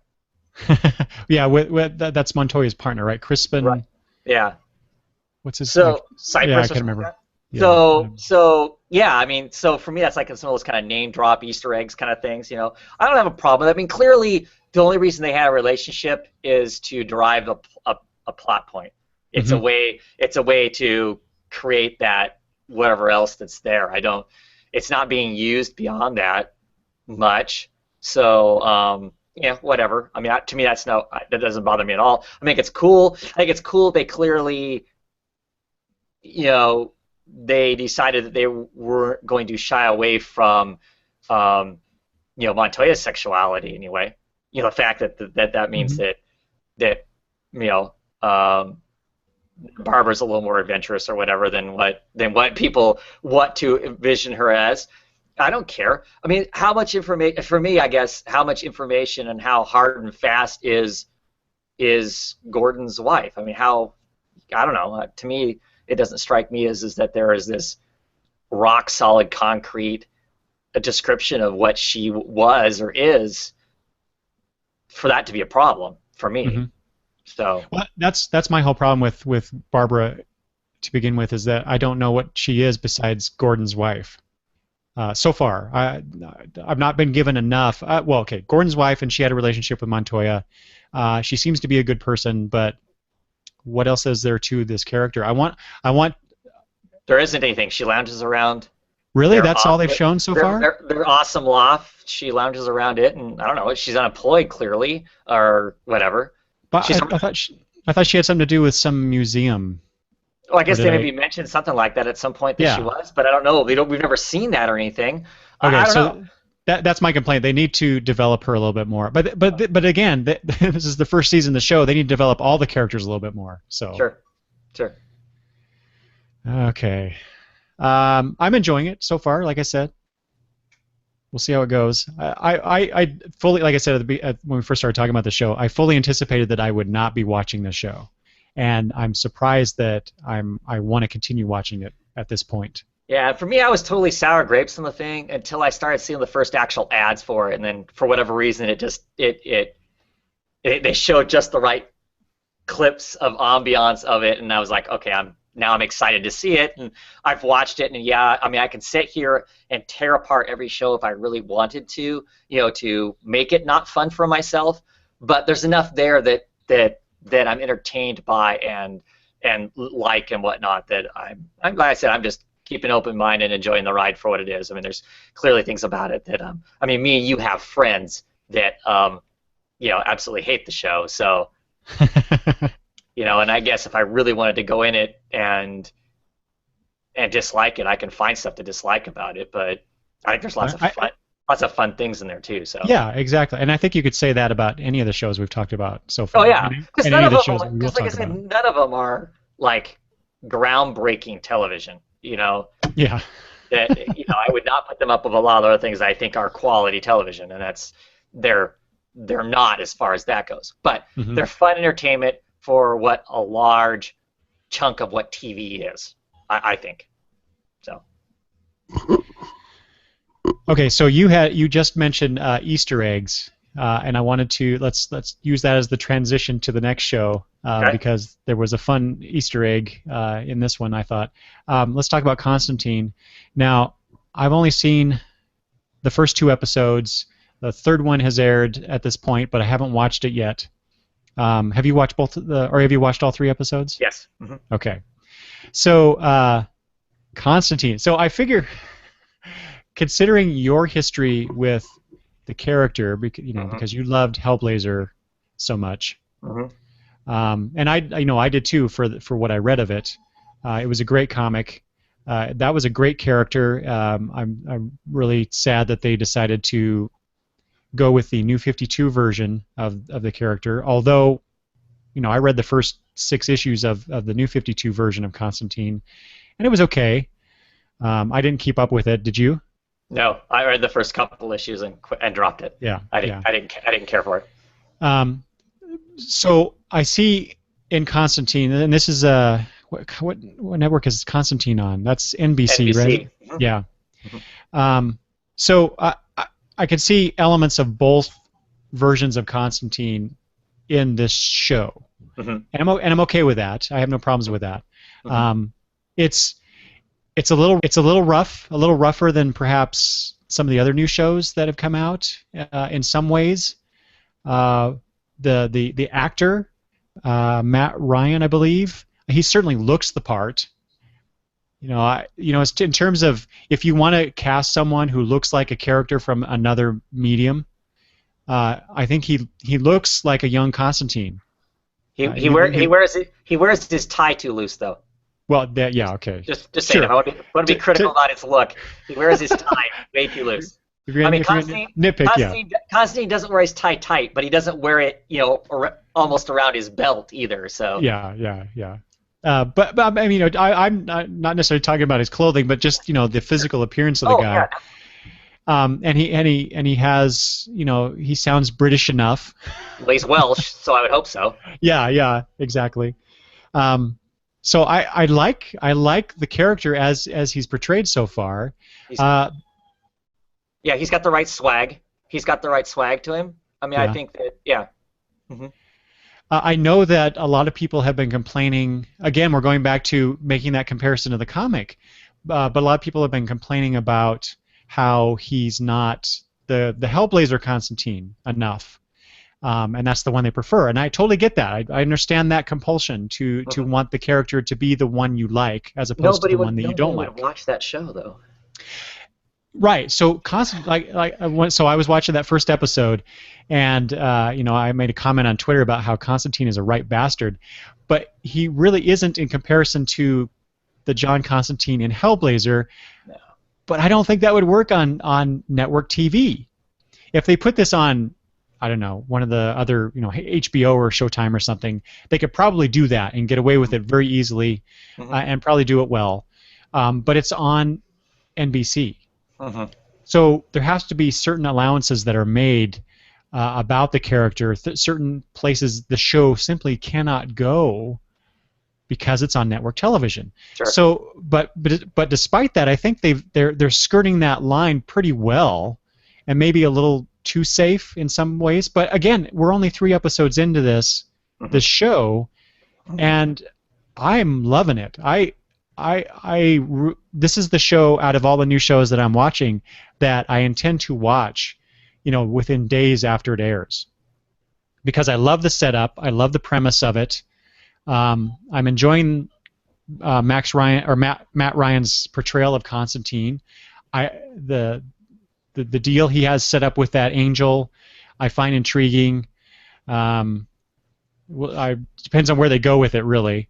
I don't like that part. However, I will say on the other side of that, it seems a little too much like. Do you remember the show Travis Brimstone? Mm-hmm. Oh yeah. It seems a lot like that. That kind of that setup, and the whole the part at the end of the first episode where the female lead of the show, I can't remember the character's name now, but she's the one that could scry with her blood. Right. And so she had placed all those droplets of blood all over the United States. It gives them a map. It gives you an instant. So here's our 5-year plan. If we make it to 5 years on the show, we could we have all these bad guys to go defeat, just like Brimstone did. The 113 souls that the character had to go get. Because I remember you and I talked about this. Before social media was a big thing. Yeah. And we talked about, hey, that actually gets them to about 5 years if they do one soul per episode. Yep. So I kind of got that feel. There's been comparisons of the show to Supernatural because it's Constantine going out and defeating these spirits or some evil presence. Just like in Supernatural. Yeah. So just remember, folks, that that Hellblazer came first. Supernatural is mined from the comic. No, wait. Are you saying literally? Castile, they have said, was an homage to John Constantine, the character Castile, the angel, the way he dresses, the trench coat, the tie. I thought he looked familiar. They have specifically stated that his look and whatnot is a homage to the John Constantine character. So right, okay, whatever. Not that it matters. And you can have more than one show like that anyway. So Well, but I that think they're it doing. does need to distinguish itself Mhm. a little bit more because Supernatural is pretty popular. It's not a show I watched the first few episodes again, kind of like Arrow, and I thought, well, this is too melodramatic for me. It's a It's CW show. a CW show, right? Mhm. But Mhm. it's hugely popular. Oh yeah. Um, so I do think that that Constantine needs to distinguish itself a little bit more from the setup. However, Constantine, the character himself, is, I think, pretty interesting. I want to say that's not the right word. Provocative enough to hold my interest at least, and hopefully everybody else's who's watching, because I really dig this show in general so far. It's in a tough time slot. It's 10, Fridays at 10, right? 10 o'clock on Friday Yeah, night is a yeah, tough that's a time tough. slot. I'm really Uh, surprised that they did that. but that means that pretty soon it will be back to back with I think with Hannibal, which is another show that shocks me that it continues to get seasons. I love that show too, but it's an off the wall, you know, pushing the envelope of network television in my opinion. Hmm. So that'll be interesting. At any rate, that's as a side note. Um, I'm really enjoying the show. Of the shows we're talking about, I think it's the better of the show. I think it's the much more Really? polished. I think so. I think it's a better Wow. show. I think it. But part of That kind of that surprises me you say that. but part of it is it's my thing. This is I like this kind of thing. I mean, that's part of it. There are some beefs that I mean I can get into the nitty gritty beefs of I have with the show and some just basic ones. One of them that kind of bums me out is the angel thing bothers me in the sense that John Constantine from the comic book, he doesn't have those kinds of motivations. In the TV show, they've given this motivation. Look, you may be able to buy your way back out of hell if you do enough good deeds for the angels. Is kind of what you get the impression from the pilot, right? And the character in the comic book has never had that kind of motivation. His motivation is I'm selfish and I really don't feel like going to hell, so I'm gonna do whatever it takes to not go to hell. But And, this is one of those concessions that right, I network get it, I TV get has it, to make, right? Because I get it. he could be the bad boy, but he has to have a heart of gold to some degree, and Right, be motivated by more than just self-preservation. To be the right. hero, the hero of the story. Sure, sure, I get it, and I'm one of those people. I may be in the minority. I think that even in the comic book, even in Hellblazer, at the end of the day, John wants to do the right thing. He doesn't always, and his version of what's the right thing can sometimes be jacked up. Right. But so I understand, completely understand why in the TV show they have him have that motivation. That gives us the consumer, us simpletons that watch television, a direct. This is why he's moving where he's moving. It makes it really easy. It makes it nice and clean and simple for us. He's clearly on the side of good because he's working with angels. So obviously he's doing the right thing. Well, I hope they play with that some. I hope they play with the fact that maybe um, God's strict word may not be as simple as what, and I hope they play with that. I hope they have the balls to take that someplace, um, um, because clearly, even this Constantine that they have in the TV show, like I said, he's got some swag. He's, he'll talk back and stuff, and I want to see him question and kind of go to some of the stuff that's going on. So I'm hoping we see more of that. I was kind of bummed in the pilot, where they show the whole why he was in Ravenscar, which I have problems with why they have him in the version of Ravenscar that they have. Sure. The comic book was way cooler, but at any rate, they That's pulled too one much away. backstory, Travis. I know. I wanted to see the severed arm. I wanted to see him come away with the severed arm. I didn't want to see her wholly get pulled off. I wanted to be that extra trauma there. No, And wait. This is NBC, Travis. Come I on. don't. Yeah, at 10 o'clock.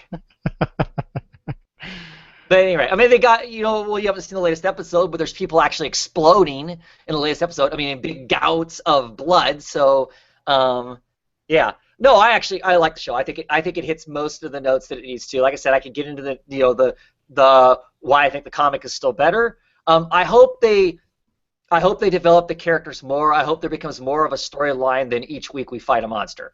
Yes. Because right now all it is a twisted version of Scooby Doo, and and the mystery van pulling up to the next monster and whacking it. And I want there Right. to be more than that. I Yeah. love all the little things they put in it. The helm of Dr. Fate's helmet in there. Right. Right. Right. So that's the Easter egg thing that I wanted to point Right. out that got us into Well, this. Right. Go ahead. well.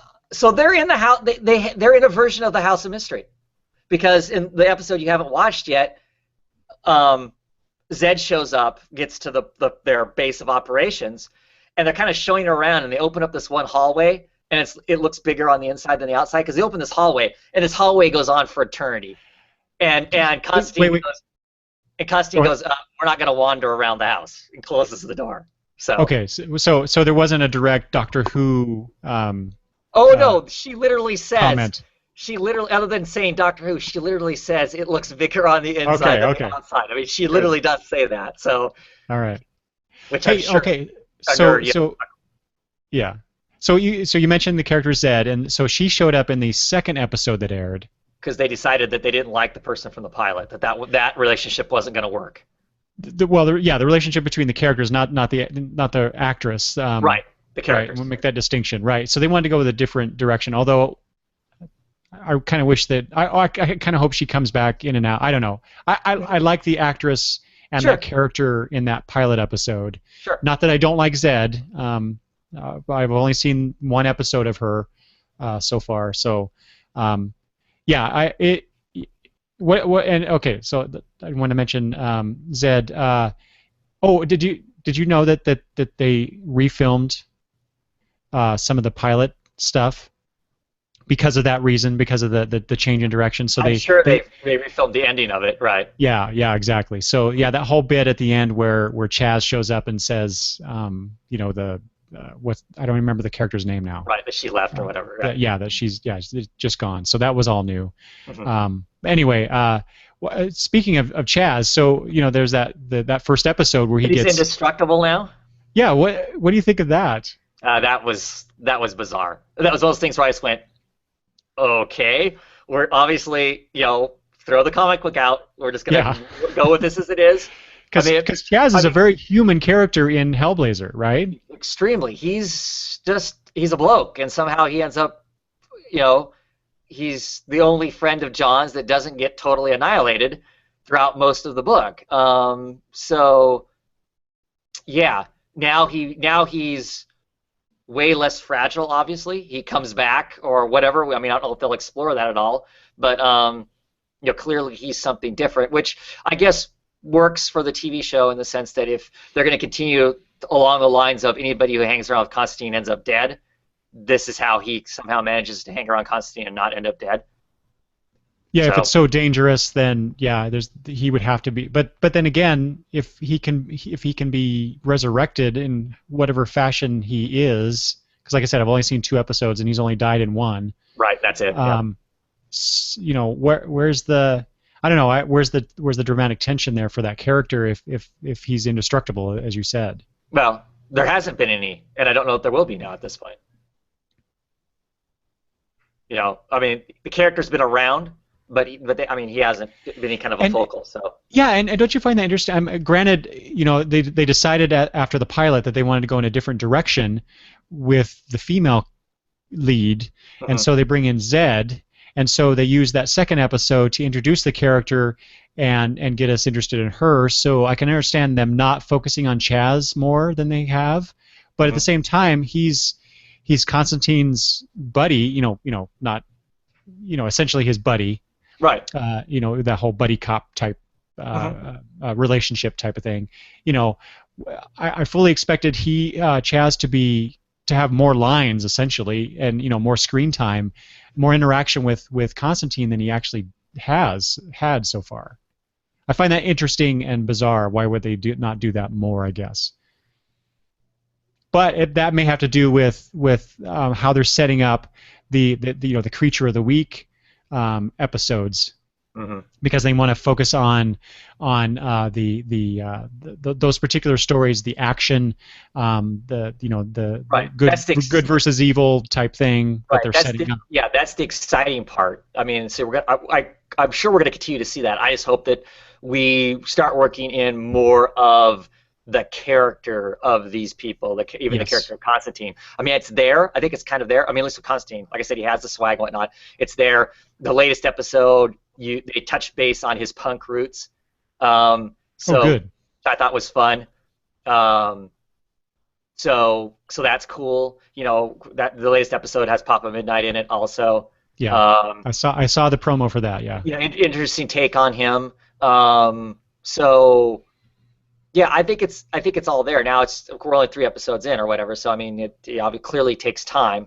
You can't have all of that in the first one. Right. Right. So our initial hook the initial hook for everybody is, you know, some fun special effects, and we're, you know, fighting creepy things, and Right. and now hopefully they'll start giving us the us connoisseurs want that other stuff. So So yeah, and so to touch on that a little bit more. So one of the complaints I heard about the Flash was how they were doing that, the you know, the bad guy, the creature of the week type situation. uh And what, you know, somebody on one of the podcasts I listened to said this, and I totally agree with it. It makes total sense. You know, these are new shows, and they're trying to grab the audience. The producers of the show have no idea, after making, you know, a few episodes, who whether or the not they're going to audience be, is. whether they're going to continue. Well, yeah, Right. that, but whether or not they're going to be allowed to continue, right, to Mhm. get a full season pickup at least, right? So I totally get why they're doing these really self-contained story. I mean, they're building, you know, on the characters a little bit, but they're really focused on the action, the plot device of here's the bad guy, here's his powers, Mhm. how are we going to defeat him, you know, that kind of stuff in the Flash.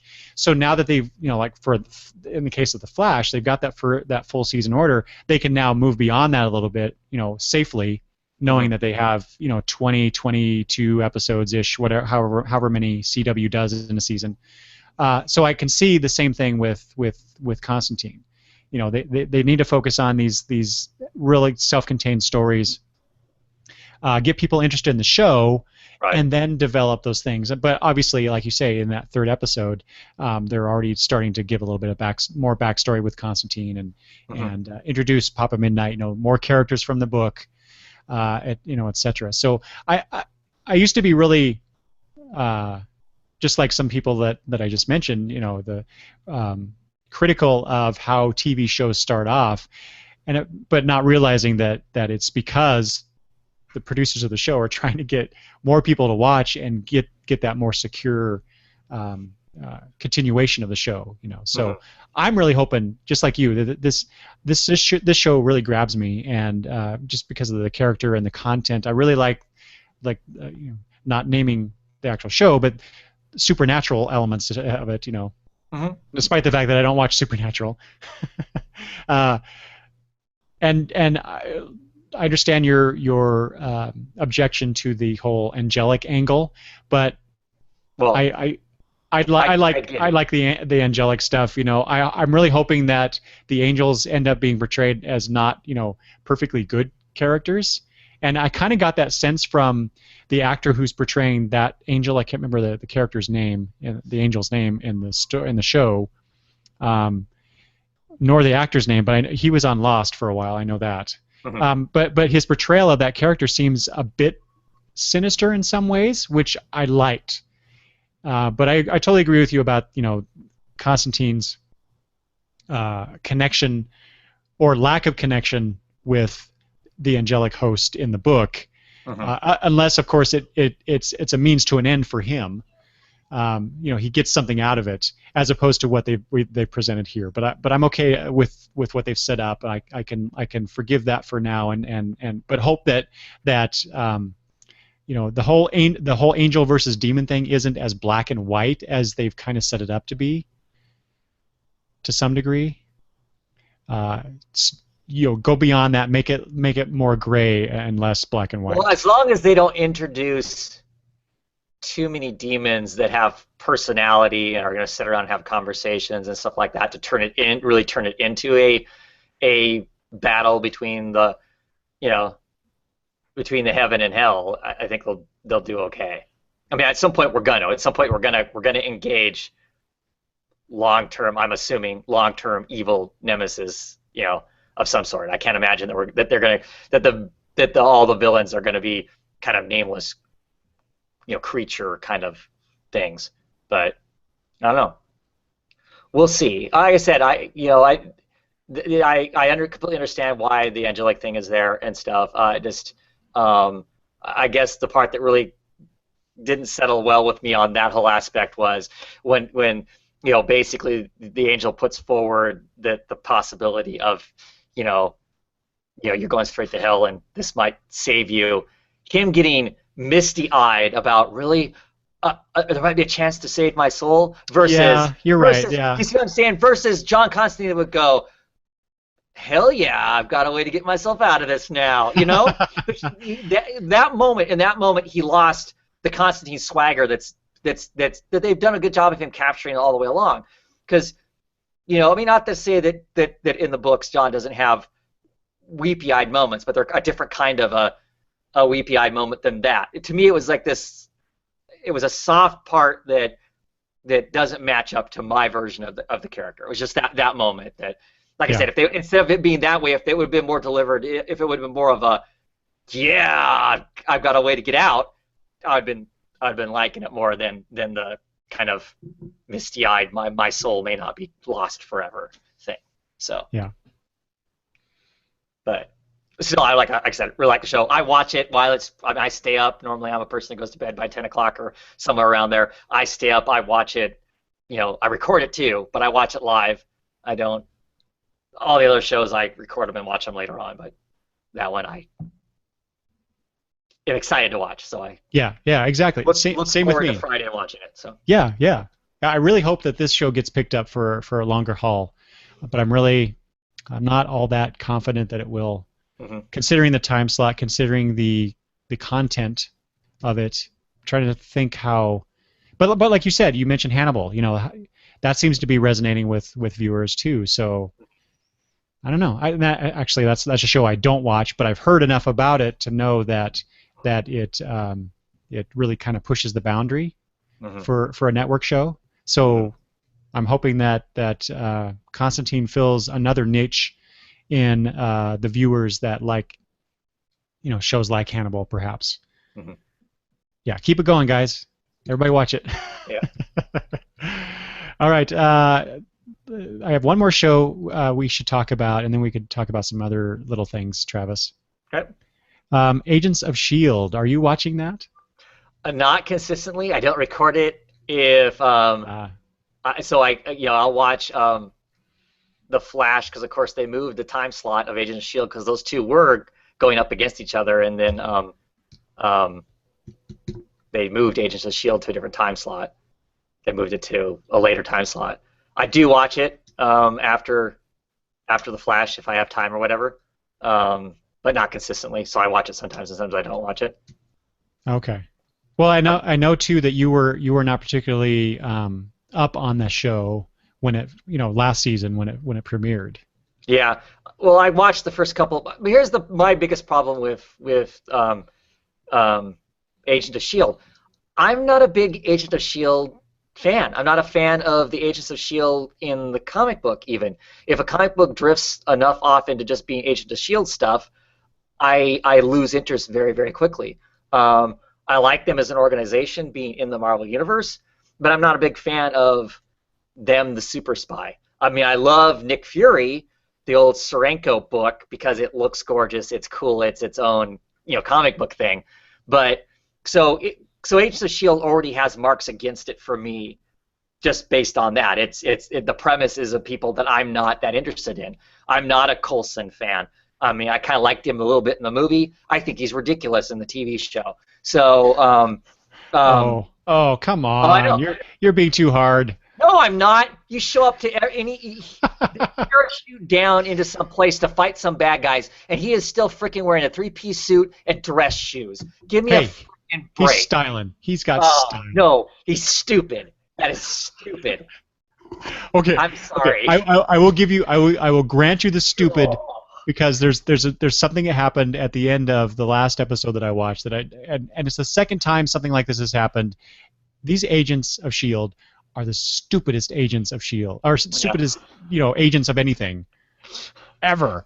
So, I mean, I'm kind of interested in the whole fact that this season, obviously, they've had to go underground because they've been exposure. I'm assuming that has to do with what happened in Captain America, Yes. Winter Soldier, right? That's cool. That's cool. And frustrating at the same time that Marvel chooses to have their television show tie into their movies because I think it hamstrings the television show. It's certainly not going to hamstring the movies because the movies is where all the money's at. So I think it kind of messes with that to some degree, which I think is unfortunate. But like I said, I watch it off and on. It's somewhat interesting, but doesn't really do a whole lot for me. But that kind of thing with the Coulson thing, that just drives me absolutely insane. I mean, I get the fact he wears a suit all the time and nobody else does. That's fine, but not when you're going into doing ops. That's BS. Okay, like I said, I'll grant you that one. Well, I've been watching the show since episode 1. Sometimes I'll get behind and I'll have to watch it, several in a row. But I've been keeping up with it. I've watched all the episodes that have aired so far. This season has a different tone to it, a slightly darker tone, to go in line with what like you said, them being underground and stuff. I find it really curious. This is just a tiny nitpick, but I find it really curious that this quasi-government agency, who is now all but destroyed because of what happened with Hydra, still has money to support their efforts. I'm trying to figure out where the money has come from, why these people, besides just straight up altruism, why they would even stick around. I mean, I get the core people around Coulson, in the show doing it, but there are other agents of Shield out there. They're the foot soldiers that they show on occasion. Why are those guys sticking around? If they're underground and Because they're heroes. no fun. Yeah, I know, altruism, like I said, but it's just one of those things. I'm Right. watching this going, why would you do? And okay, let me get back to the stupid thing. So last season, we find out that what's his name? Oh God, I'm so bad with names on TV show. Grant. The one, yeah. Agent Grant. It's Grant the Ward. double agent or whatever. Yeah, Agent Ward's the double agent. Oh, and by the way, I did not know this until today. I just happened to be reading up on stuff. The actor who portrays Ward, he was the only one in the cast told from the Really? beginning that he would be a double agent. Oh, And damn. so he was allowed to put in subtle bits, actory bits, I guess, to kind of foreshadow that. I guess I never got that from until later in the season, but early on I didn't get that at all. But yeah, I thought it was interesting that he was told to begin with that he was going to be a Hydra agent. So, but anyway, so there's a scene where Ward and his mentor, played by Bill Paxton, they're revealed to be the Hydra agents, and they end up killing not Maria Hill, the other lady, the lady with the lock of hair. Wow, you think I read comic books and know these characters. Anyway, so they're on a plane. They've been captured. They're on a plane. Oh, that's when you find out that Ward's the double agent, because he ends up killing Shield agents to free Paxton's character. Okay, that's bad enough that these the Uber Shield agents, granted they're foot soldiers, but still they can't deal with people like that. Anyway, this last episode, they're transferring Ward from the detention cell that he's in, where the main core Shield people are, to transfer him to his brother, the senator. Right. And what happens? He gets free and shoots. She's Right. He wastes everybody. That's the last episode I saw, whereas he was wiping everybody out. Yeah. Oh my God! And and Coulson even told the people that as they were loading him up, keep an eye on him. Yeah. Stupid agents of Shield. Well, clearly, if he was that dangerous, why didn't they sedate him? Yeah, exactly. There you go. See, you would be a better director of Shield than Agent Coulson. You know what though? I'm still enjoying it. Like I said, it's a different tone. Skye she's really driven. to combat Hydra. There's that motivation there for her, but things are really serious and like I said, darker a little bit, in tone. So we don't have that. I mean, we still have lighthearted moments, because Coulson's Coulson. He just throws out these, right, typical but one-liners. Well, I mean, like, I know in season 1, and I haven't consistently watched it, but season 1, kind of the funny people were the two scientists, right? Fitz and Simmons, yeah. Simmons. They were kind of amusing, their whole, being the stereotypical science, the way, scientists, the way they deal with stuff, and that was all kind of amusing and kind of cute and whatnot. Well, I don't know what happened because I didn't watch the end of the season, but obviously, well, the one actress is now in The Flash, right? Isn't that the same actress? Is it not? It's not. Okay. No. I wasn't sure if those two scientist ladies, to me, they look exactly the same. I thought they were the same actors. But anyway, no. Nope. Okay. But anyway, so obviously something really bad happened because, of course, she comes back, her hair is all jacked up. She obviously was with Hydra at some point or whatever. And he's a total basket case. He's a complete wreck. So. Right. What, he got head trauma or something? Yeah, sort of. Ward threw him out of the plane or something? Yes, so yeah, Ward was told to basically take Fitz and Simmons out, and instead of just shooting them like you would expect someone to do when they're being ordered to kill you, right? He put him in this compartment and then shoved that compartment out of the plane, and they went into the ocean, knowing that they could probably figure a way out, and they did, obviously, but what happened was that. So they blew the compartment out so that they could actually get out of it before they ran out of air, and then get to the surface. But in doing so, they only had enough air for one person. So Fitz, I think Fitz is the guy. Yeah. Fitz gave Simmons the canister of air. He gets the bends, huh? And so he was without oxygen enough that he has brain damage, and that's why he has the difficulty communicating, and maybe I have brain damage, which is why I can't remember these characters' names, and has difficulty with the scientific stuff that he's doing. In the meantime, Simmons went undercover at a Hydra scientific facility to get what she could out of it. She's now since been found out, and then has rejoined the team. Right. And she was. I wanted to point this out. So you saw the Mockingbird character come into it, right? Mm-hmm. Which I love that actress. I love that actress. Yeah. What she was. I want to say she was in something, or was. She was Wonder Woman. The Wonder Woman pilot that the show never got off the ground. Yeah. Mm-hmm. Yeah. I thought that was really cool. I like the addition of her. They have the new the one. Here we go. I should look these things up. One of the British guys who is a mercenary who is the ex-husband of Bobby. Isn't that they call it Bobby? Yeah. So So I mean, yeah, I caught that part. Right. I like him. I like their interaction. They have the two newer characters. One joined last season, and he and Skye they kind of flirt together.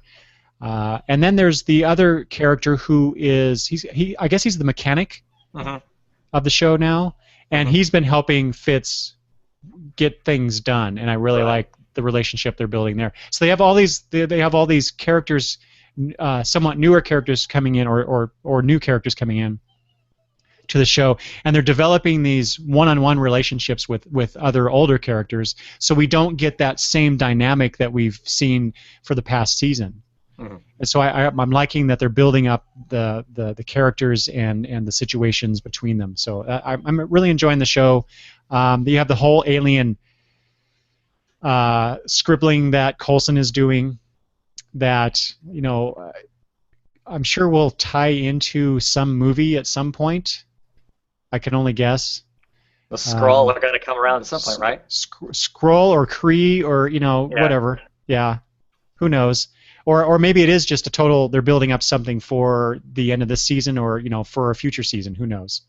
I'm enjoying it so far. It's definitely not. It's a show that I'll watch. I'll sit and watch when I can. It's not a must see like Constantine is for me. I'm really like Constantine and Flash. Those are the ones I want to keep up on. out of all these shows. The other ones I'll watch when I can. My kids really like Gotham, so that's why I'm up on it all the time too. So. Okay.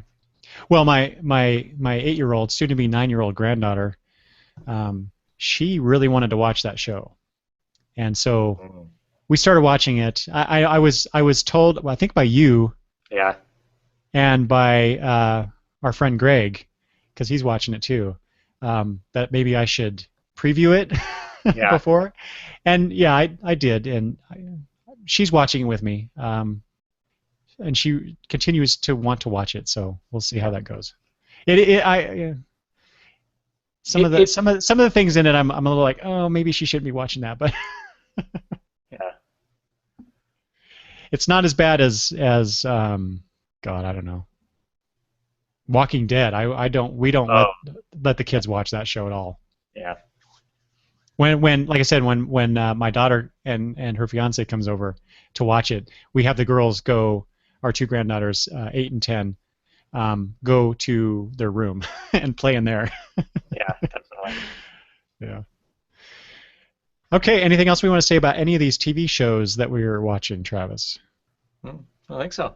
All right. So what we got coming up, so they in, I think it was the first episode of Agents of S.H.I.E.L.D., it might have been the second of the season, they had Agent Carter make an appearance. And I think it's the same actress as the Agent Carter that we saw in the Captain America movie as well. And as we know, there's an Agent Carter series coming out. It's supposed to be like when Agents of S.H.I.E.L.D. goes on hiatus for the mid-season. Right. Agent Carter's supposed to come in with I think it's an 8 or 9-part miniseries, something like that. So I'm looking forward to that. I don't know. How do you feel about that show? I'll probably give it a shot. I watch it. I mean, I'm curious about that. So she's an interesting enough character on her own that I think that depending on what they choose to tell for a story, that could be fun.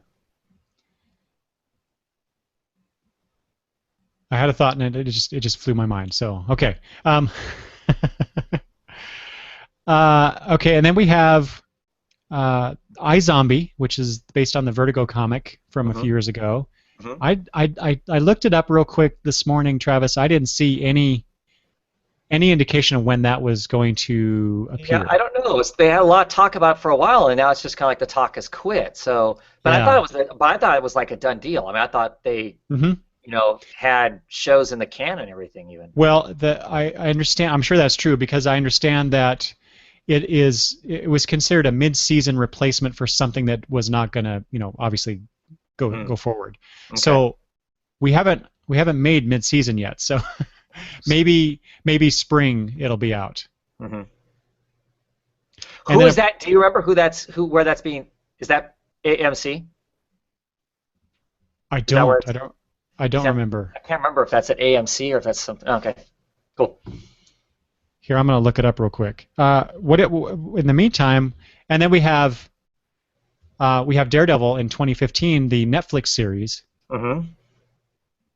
coming up. Now, the other Netflix series that they talked about, they haven't mentioned any time frame. So dates, they're coming, but they haven't even said if it's 2015. I assume that they'll release these throughout 2015 because they're supposed to be short seasons as I recall. And so they'll start with Daredevil, and I'm sure they'll move on to the next one, and being Netflix, they'll release all the episodes of the season all at once, right? So they'll do that one week, and maybe a few weeks later or a month later, I don't know, I'm totally guessing here, they'll release Luke Cage and then Iron Fist and Jessica Jones, the Alias one, and eventually, of course, the Defenders. Am I missing? Was that it? Was it just those 4 and the Defenders? So there's 5 series that they're doing? I think so. Yeah. So we talked about Walking Dead at the top of the show. There's also iZombie. I looked it up. It's on CW. Oh, is it? Oh, yeah. Okay. So obviously they're waiting for some, maybe Arrow will be canceled mid-season. You wish. I know. No. I don't wish that at all. I'm just hacking on you, Travis. So there's also the Powers. Okay, what TV show? It quotes. Yeah.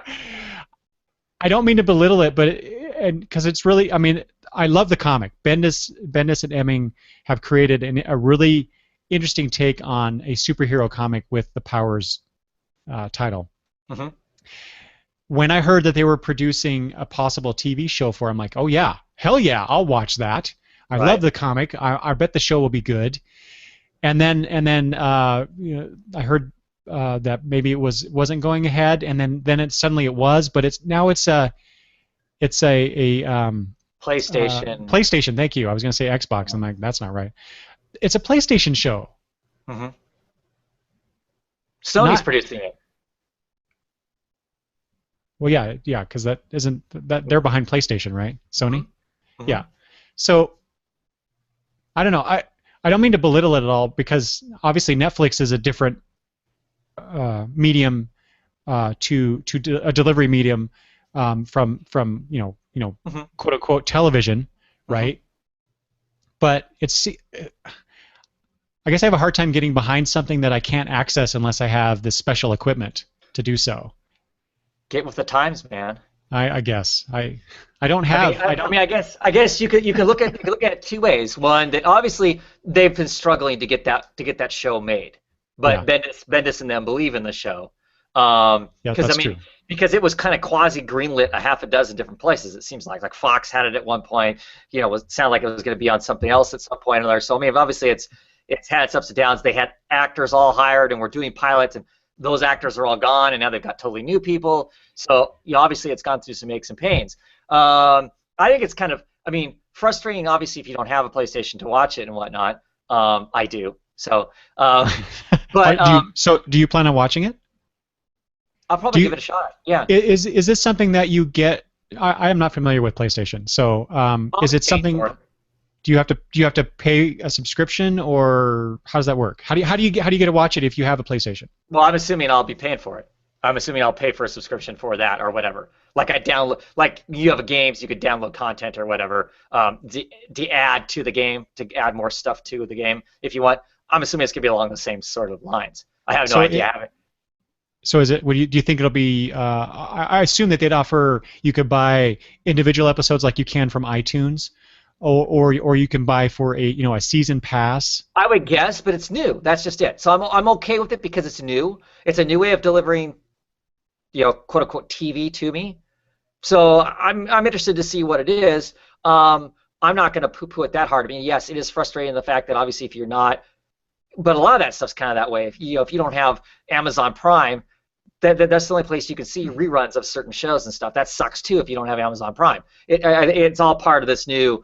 The way media is being delivered to us anyway. And to me, this just feels like another branch of that. At some point, Xbox is going to do the same damn thing. If you have an Xbox, you're going to get content that no one else is going to get. Oh, sure. Yeah, I'm totally supportive of that. Obviously, I have Netflix. I'm gonna be watching the new Marvel TV series. Mm-hmm. I guess my problem with it is I have to go buy what? How much is a PlayStation nowadays? $500? Well, if you're gonna buy a 4, yeah. If you're gonna buy a PlayStation 4, yeah. Yeah, so I have to go spend hundreds of dollars to get that content right now. You can go buy a PlayStation console, a 3 for, less than a quarter of that. So I mean, it's not. But you're right. Why would you want to go buy a system just to watch Powers? Right. So right now I have a Roku that we bought. And I would be grumpy if they were putting it on Xbox. I just wouldn't watch it. Because I don't plan on buying an Xbox, and I wouldn't buy an Xbox to watch content. Right. So what I'm hoping is that, like I said, I have a Roku. That's where I have my Netflix. That's where I have my Hulu Plus.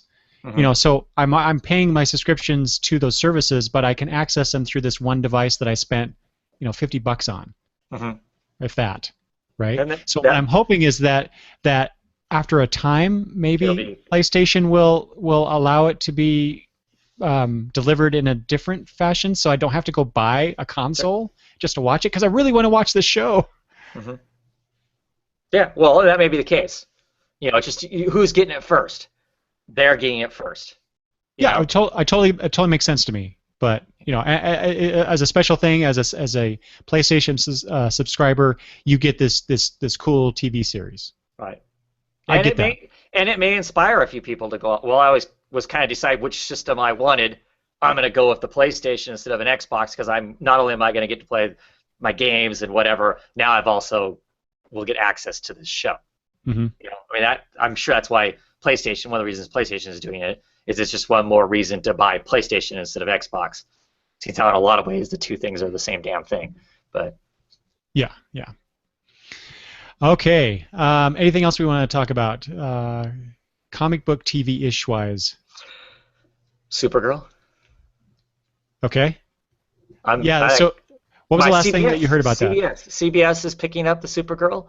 Oh, they did. Okay. Yeah, that's where it's going to be shown at. That's who's got it right now. Is that CBS? Which of course CBS is the one station that's not in the superhero game yet, or comic book shows, because Fox has got a show. You know, NBC's got a show. NBC, yep. So they're the one that doesn't have a show, so they better get a comic book show, right? So they're doing Supergirl. I've heard, oh no Superman in it, which I don't care, whatever. Yeah. It's Supergirl, so I don't care about Superman. Exactly. I haven't heard a whole lot about it. I haven't been paying super close attention to it to know exactly what it's gonna be. I just excited that they're doing somebody's going to concentrate on a female-centric, superhero show, which is good. I mean, I think they need to do that just because the climate we're in with, comic books trying to move that direction more and more. That they should have a show that's based that way too. So, I'll give it a shot if it actually makes it to the screen. Well, yeah, it says okay. So this is I looked it up because last I heard they were developing the pilot for it.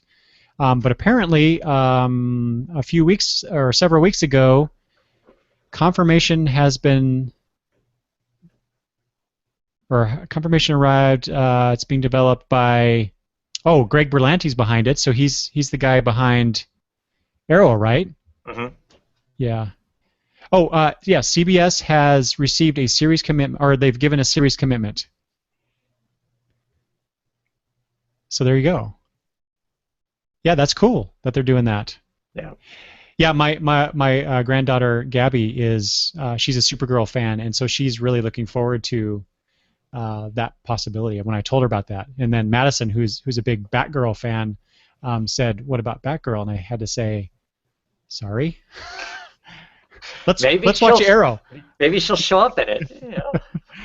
Wouldn't that be awesome? Turn it into like World's Finest is right now, Or super BFFs. That's what they should do. They should just do that. Yeah. They should. Oh man. Wonder Woman and Batgirl. Don't get me started on the lack of DC Nation stuff. What's that? What's DC Nation? Hey, which is only compounded by the fact that my satellite subscriber Dish Network is in. Yeah, it's in just like they do almost seems like every year with Fox, they're in a dispute with Turner Network. But it's been a long time. Well, it's been what, like 3 weeks? Yes, that's a long time. Well, it is. You're right. It is. I have children too who live on cartoons, and let me tell you. Yeah, we have no Cartoon Network, so we, like I said, Madison's a big Batgirl fan now.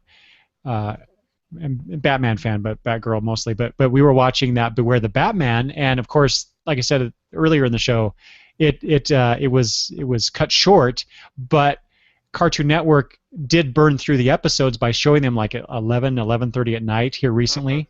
Mm-hmm. And so I just hope to God that we got recorded all of the episodes that they had produced before Cartoon Network went away because of this dispute between the cable or the satellite subscriber and the network. Yeah. So and my wife was really bummed because CNN apparently is owned also by Turner Network, and we don't get CNN anymore. Yep. So yeah, lots of fun there. But anyway, despite those problems with our personal television viewing, or with our provider, like I said, we have. I'll say it again. I think that in some ways this is a golden age of television for us comic book fans, for all these shows that are out. Now, a lot of them are new. They may not last, but they're out there. They're getting being exposed to non-comic book readers, and not that I'm trying to make some connection between this vast TV watching audience is going to somehow start reading comics. That's not my point. I just like the fact that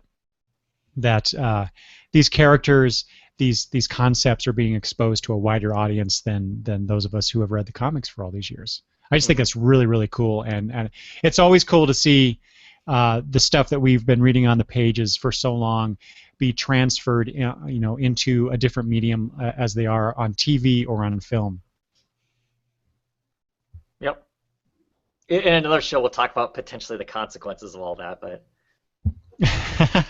not today. All right. Hey, so speaking of TV, or speaking of film is what I meant to say, both the Marvel and DC sides came out with their slate of films for the next, decade, I want to say? Almost decade? At least until, 2018 or 19, something like that? 2020. 2020. Okay. 2020. So I just want to touch on these a little bit, Travis, and get your feel for this. I'm going to go in time order of release. Chronological order. Okay. There you go. Yes, that's a much better way of saying time order. Thank you. Oh my God, my brain is fried. Okay, so obviously we have the next Avengers movie. That's May 1st of next year. Age of Ultron. Oh, speaking of, have you seen the trailers for that, or the trailer for that? Well, sure. Yeah, what'd you think of that? The Pinocchio, I'm a puppet, I have no strings. Yeah. Yeah. I don't know. I thought it looked cool. They make Ultron seem really menacing. Yeah. And in the comic book, I've never pictured him as being menacing. Yeah, he's a scary robot, but he's just, I don't know. Scary robot. Well, I don't know. He's a Dalek. Granted, my exposure to Kim is from the mid '80s. That's when I read Ultron went. I haven't read anything current since then with Ultron in it. But yeah, he was just an annoying robot. That was made of adamantium. Obviously, made him hard to fight.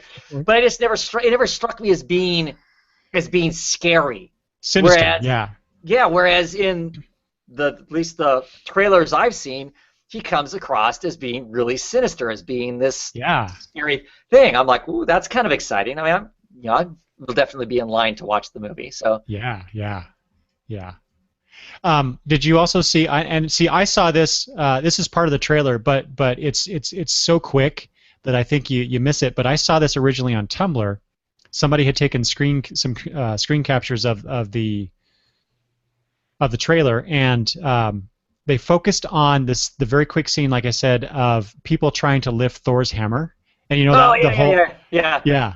And so it was really cool to see watch Thor react as Steve Rogers actually lifts it a tiny bit. Yeah, it seems like it moves. Yeah. Yeah. Then Thor has this kind of panic look like, oh crap. Exactly. Yeah. That was awesome. I can't wait to see this movie. I think it's gonna be a lot of fun. Yeah. Okay, then Ant-Man is July 17th, 2015. Yeah. I still can't believe there's an Ant-Man movie. Me either. Come on, in a way, it's cool that they're doing Ant-Man, right? Oh, not a doubt. It could probably be a really cool movie, but I'm just thinking, Ant-Man, of all the things, why the hell would you greenlight that right away? It just boggles my mind. It really does. Well, considering how well Marvel Studios has done with their releases, I mean, I totally, it's like Guardians of the Galaxy. I'm like, really? Guardians of the Galaxy? And that version of Guardians of the Galaxy? I'm like, really? And you know what? People responded to that. I was really surprised at how well that movie did. And I did enjoy it. I'm sure I will enjoy Ant-Man as well. But yeah, like you, I was like, really? Ant-Man? No excitement around seeing that at all. Yeah. Let's see. Then the next one is March 26th. So we only get 2 superhero movies in 2015, and during the summer. The next one is March 25th, 2016, and that's the Batman Superman Dawn of Justice movie. Then, oh wait, no, wait. I'm sorry. My information here is skewed. I don't know why they presented it this way. I'm looking at something that I reposted on Tumblr and it's wrong. So Captain America: Civil War is, unless this is a misprint, is May 6th, 2015. And then you get Dawn of Justice with Batman versus Superman. That movie makes me nervous. Yeah, me too. Well, I'm sure we'll talk about that some other time, but years from now. Yeah. That's right. Civil War, though, Captain America: Civil War. I mean, so Marvel Comics has recently announced, I think at New York Comic Con, maybe, or maybe it was more recently than that. Civil War. They're going to do a new Civil War, and they're going to, or maybe I'm thinking of Secret Wars, a new Secret Wars. Oh, all of that. They retreading. They teased all of those. They teased all of those events. Yeah, but events they've already done. But I think it's all going to fall under one event. I think for the comic book, just to let you know, I think that all is going to fall under one sort of something, their own version of Crisis or whatever. I think. Well, yeah, that's the speculation I've heard as well.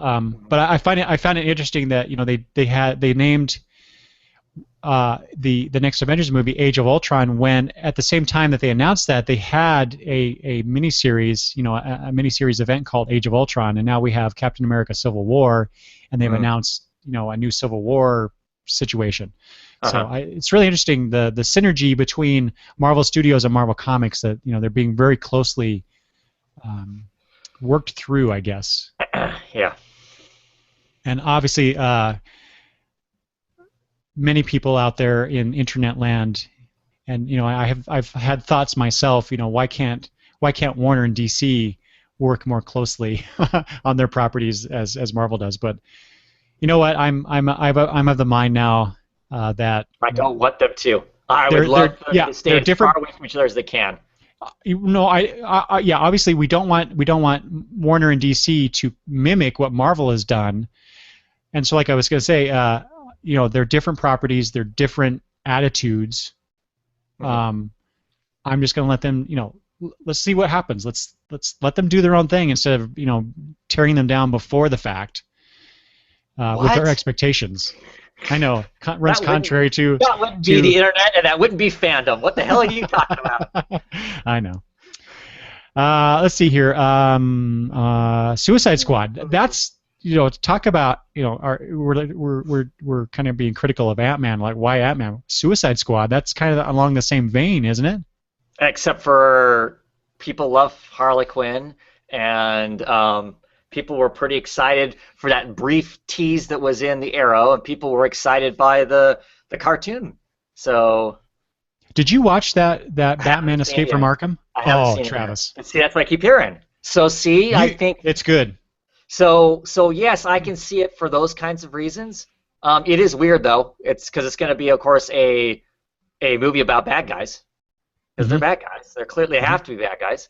I was frustrated to see over the weekend that they announced that they are courting somebody for the Joker for the show, and my first question is why the hell is the Joker have anything to do with it? It's the Suicide Squad, and everybody jumped on me about, well, Harley's in it, so it's got to have Joker. No, it doesn't. The Harley Quinn book is hugely successful. Everybody loves that damn thing, and the Joker's not in it. Okay, spoiler alert, Travis. He shows up in that Escape from Arkham movie. Okay, I don't need to watch it now. No, you do. You really do. He does not play a significant role. He provides some motivation in one part of the movie. You shouldn't have to use him to. I agree with you, but whatever. Don't not watch that movie though, because of that. Because it's actually a really good movie. Should have never told me that. I'm sorry. Not that I hate the Joker. I don't hate the Joker. I think the Joker's a great character, can be used in lots of great ways. I just think it's one of those kind of things that you don't need to have. You don't need him. No. You don't need him in there for this to be great. Anyway. What's next? What's next? Doctor Strange. I'm excited for that. Really? See, I I like Doctor Strange. Yeah, he's an obscure character only because Marvel comic books are dumbasses and won't really do stuff with the damn guy. There should be a Doctor Strange comic book. There should be. I'm hoping this makes a Doctor Strange comic book, and I'm hoping that it doesn't like have to act like a movie. But I like the Doctor Strange character, always have. I like magic superheroes. So if they're gonna make a magic superhero movie, Doctor Strange, I'm excited about it. I will admit I would be more behind a Doctor Strange movie as opposed to an Ant-Man movie for sure. Way more personal. Oh, so what do you think of the? I don't know if this. I thought it was confirmed, and then I heard it wasn't. So I don't know what the latest news is about Benedict Cumberbatch being That's cast what I as heard. Doctor Strange. That's what I heard. If I'm that's fine. the case, if he actually is going to play the Doctor, I not that Doctor, but Doctor Strange, um, I totally will be behind that. Yeah. He's awesome. Yeah. Next is Guardians of the Galaxy 2, which is in May of 2017. Did you see Guardians of the Galaxy, Travis? I saw it Okay. opening night. I actually Okay. stood in a freaking crowd of people and watched it opening night on That Thursday is night. unlike you. Wednesday What is night. wrong with you? Yes. Yes, it is very unlike me, huh? Why did you do that? Because I hated myself that day, clearly. Wait. Is that because that you actually went to a movie theater with lots of people in it, or because of the movie, or both? Both. Really? You didn't like Guardians of the Galaxy? It was okay. It was complete. I mean, there was more content in the Avengers movie. And to me, the Guardians of the Galaxy movie was absolute and utter fluff. Okay, I could see that. I enjoyed it. It was good, but yeah, it was like, okay, I watched a movie about these guys. Special effects were kind of neat. Yeah. And I just thought, man, I paid top dollar and sat with a bunch of obnoxious people for this. Yeah. Well, okay, but wait a minute. You haven't explained why you went opening night. I don't know. I don't know what got into me. You just decided it's just Sure. on a What whim. the heck? I decided, what the heck? If I'm gonna go, I'm gonna go and experience the whole pageantry that is going Okay. to a wonderful superhero Marvel movie. So that's Yeah. Okay, so next up is Wonder Woman in June 2017. yay. Yeah. Yay. And I'm excited and very scared at the same time. So Yeah, they could totally screw this up, but well, yeah, I'm really looking forward to it. I'm glad they're finally doing a Wonder Woman movie. yeah, way past time. Then next is Thor Ragnarok, is in July of 2017. I'm really looking forward to that. I really like the Thor movies. In fact, I like them better than the Iron Man movies in general. I've enjoyed the Thor movies, but I haven't seen any of them in the theater. I've watched them all Oh yeah. way after the fact. Yeah. Well, I think a lot of these, well, except for maybe the Avengers, I think any of these you can wait and watch. You don't have to go to the theater to see them. It's not like the spectacle on screen is any better served by the widescreen Right. offerings. I don't know. Black Panther in November of 2017. Again, like Wonder Woman, I'm looking forward to that. I'm excited about it. I just don't know any. There's not a whole lot to say about some of these things because we don't know anything about them other than they're Right. doing them. Right. That's surprising. That one's surprising to me, other than Yeah. from we need a diverse cast. That's the only thing about it that doesn't surprise me about it. Mm-hmm.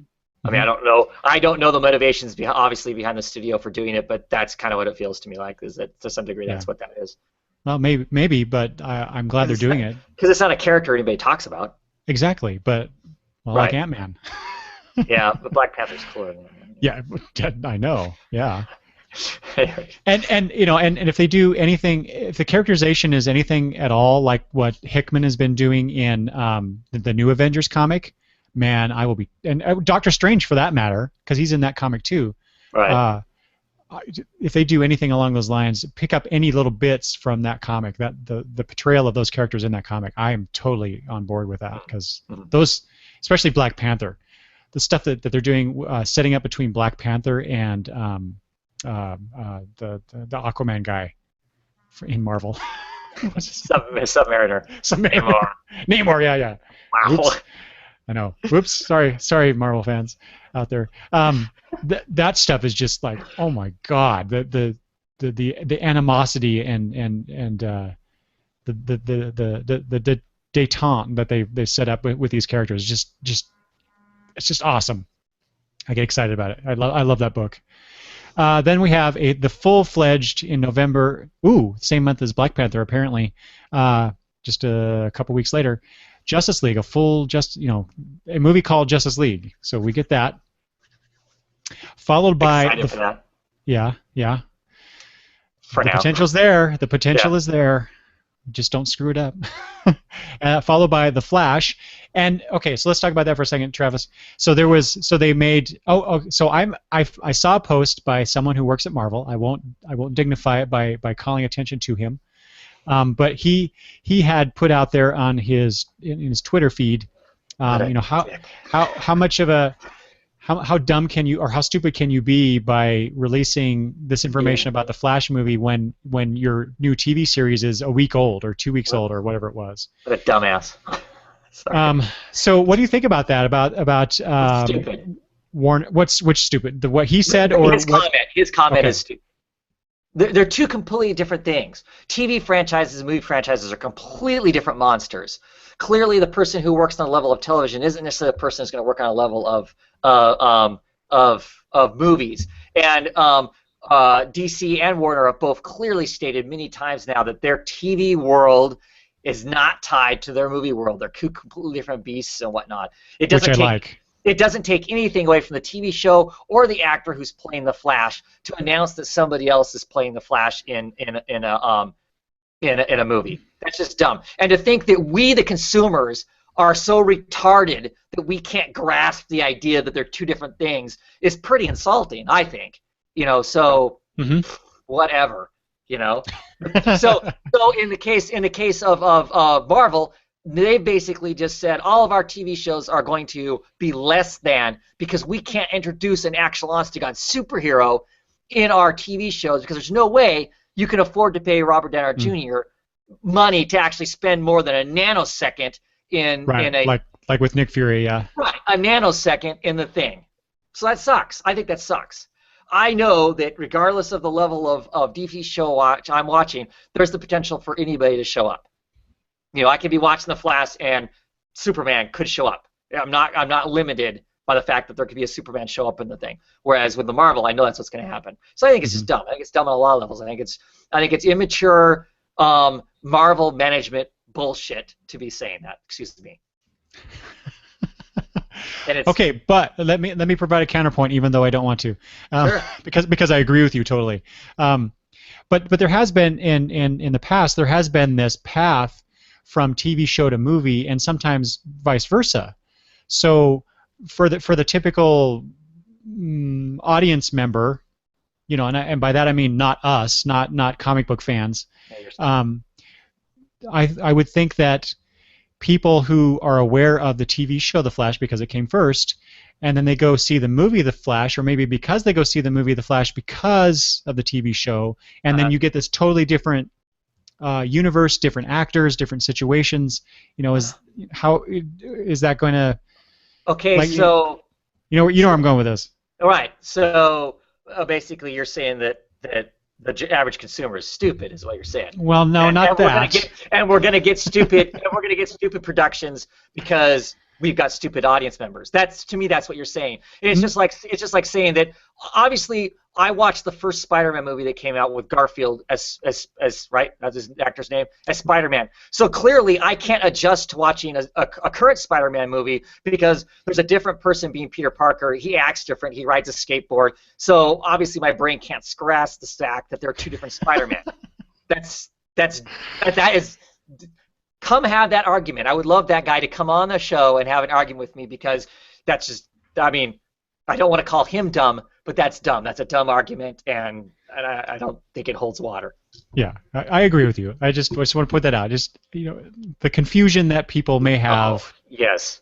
Going from one venue to another like that. There's not going to be any confusion. They may go in thinking, oh, I saw the Flash on television. I'm going to see the Flash on the screen, and they're going to see some larger portrayal version of the Flash and go, oh yeah, it wasn't the same guy, but either I thought it was cool because I liked it, or I hated it because I hated it. I can't see people are going to go, well, it wasn't that guy playing the Flash, and it wasn't that guy playing Iris, and it wasn't that, whatever. So Right. no, that's dumb. Okay.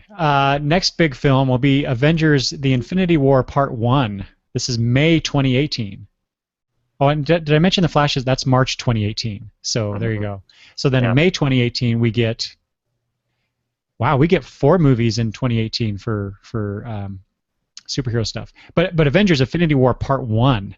Whatever that is. Yeah, but it sounds big. Sure. So whatever they've been building up to ever since they did the what's Thanos thing. What's the Civil War thing though? Because I mean, the Civil War thing, I didn't read that. I mean, I wasn't reading comics during the time. I mean, that's basically Captain America versus Iron Man. Isn't that what Civil War is? I mean, wasn't it? That's what it was. Yeah. They kind of draw lines. One side's for the government and getting themselves all registered, and the other side's like, no, we're freedom, yay, whatever. Is that all going to happen and get all squared away within that movie? At the end of it, everybody's going to be happy and fine, so we can go on to have this other Avengers movie down the road? Or the tension that was built in that Captain America movie gets transferred into the Infinity War. I don't know. 2 years later? Okay. It seems odd that they would do it that way. Well, I don't know. Well, that's just it. All we've got is titles and guesses at this point. Because we're so far out, realistically, these movies may not even ever exist. Exactly. So, yeah, 2 years from now, superhero movies can suddenly decline so much in popularity and more importantly, the dollars coming in, that they adjust or just flat out cancel their schedule. All right. Yeah. Well, but what I was saying with the Infinity War, like I said, it seems weird that they would transition that into the Infinity War, but that's only because, like you say, we only have the title.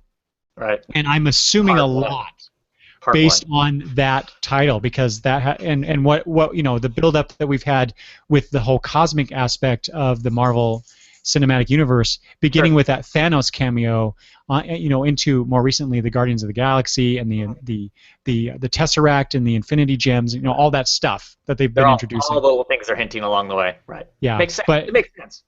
Yeah, but if they do what I think they might do, based on what I know of the comic book story, that's going to be a hell of a interesting movie, or 2 movies because it's part 1.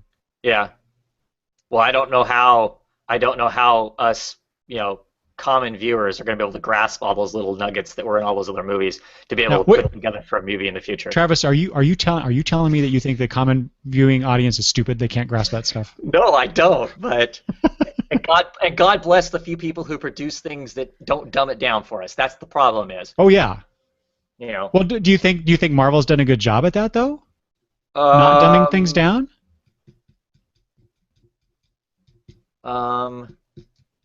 Some things they've done well, and other things no. I don't. Sure. But in general, they're not. I mean, like Thanos, they didn't spell that out who that was until Guardians of the Galaxy, I think. Right. Maybe not even then enough. I mean, we obviously know who Thanos is, but I mean, they just introduced the character, and obviously he's a bad guy, or potential bad guy. I mean, that's all we really need to know in general. And then they built up from there, from the other little post-credit scenes that they've been doing. Mm-hmm. I don't know. I think they built it up sufficiently and in a good enough fashion that it's not going to take a big leap of faith on a non-comic book fans, audience members on their part to grasp what's going on. Yeah, for sure. Next up is Captain Marvel. This is July 2018, and then same month, Aquaman. And that's Carol Danvers. That's Carol Danvers, yeah. That's another interesting choice. I'm glad to see that. I'm just really curious what they're going to do with that. But I'll say that about Aquaman too. Holy cats, Aquaman movie. I don't know. I'm not sure how to read your response there, Travis. I know I how much of a fan you are of that character. It's like Ant-Man. It's one of those movies. It's like, really? Because, and here's the reason why. As much as I have fun picking on Aquaman, it's just one of those things I have fun doing. Especially when you're on, I deeply love to pick on Aquaman. But I mean, because I think Aquaman, the character, is cool and he works well in a lot of stuff. But he is the butt of anybody who even has the slightest grasp of comic book nerddom. He's a joke. That's the joke. So to take something that is the joke and then try to make a 2-hour movie out of it, where he's not Aquaman from the Brave and the Bold cartoon. Oh God, please no. I like that portrayal in, in that situation, but no, I don't want a movie out of that. Okay, but do you see what I'm saying? So it's just, to me, it's like, wow. I mean, that's, you know, not to say you can't make a cool movie of it. Just to me, it's like you're fighting a lot of this other thing that says that he's, you know, in some way a joke or another. Sure. That is a, and in pop culture, he's a joke. You know, I mean, you look at Big Bang Theory. He's a joke on Big Bang Theory. Okay. You know, who's made to dress up as Aquaman? You know, it's a joke. I think in pop culture, to a large degree, he's the thing you laugh about. So to try and make a movie about it is hard. I don't know. I think the average person who happens to know that Aquaman even exists and does not, you know, this person does not read comics. Talks to fish. He's the guy that talks to fish. That's it. That's all they know. I think the butt of the joke aspect of him that's us, Travis. That's people who read the comics. Okay. When I get some free time, I'll search the internet and send you all kinds of pop culture references that make. I don't know. I just. Well, no, hold on. No, those are two different things. Pop culture references and the typical person who would go see a superhero movie is what I'm talking about. Okay, there are overlaps. I'll call my mother up and record the phone conversation about Aquaman just for you. All right. And I'll poll some people as well, and then next time we get together we can compare notes. But I mean, they've got this kind of badass guy gonna play Aquaman, so I can't remember. Who is that? Okay. I can't remember his name. It starts with an M. He was in Game of Thrones. He played the big. Oh, jeez, forget it. I can't remember what that character's name is in the show either. So. All right, yeah, I have no idea either, so I'll have to look that up. Next in 2019. Oh wait, no, I'm sorry, still 2018. Oh wow, we get 5 films in 2018. Holy crap! The Inhumans. It's in November apparently. Mm-hmm. That's interesting too. Yeah. What the heck? From a non-comic book perspective, who the hell are the Inhumans? Well, how is this any different from the Guardians of the Galaxy? That's true. It's true. There's a cute dog in it, so it'll do well, right? Yeah. As long as they concentrate on Lockjaw, they're golden.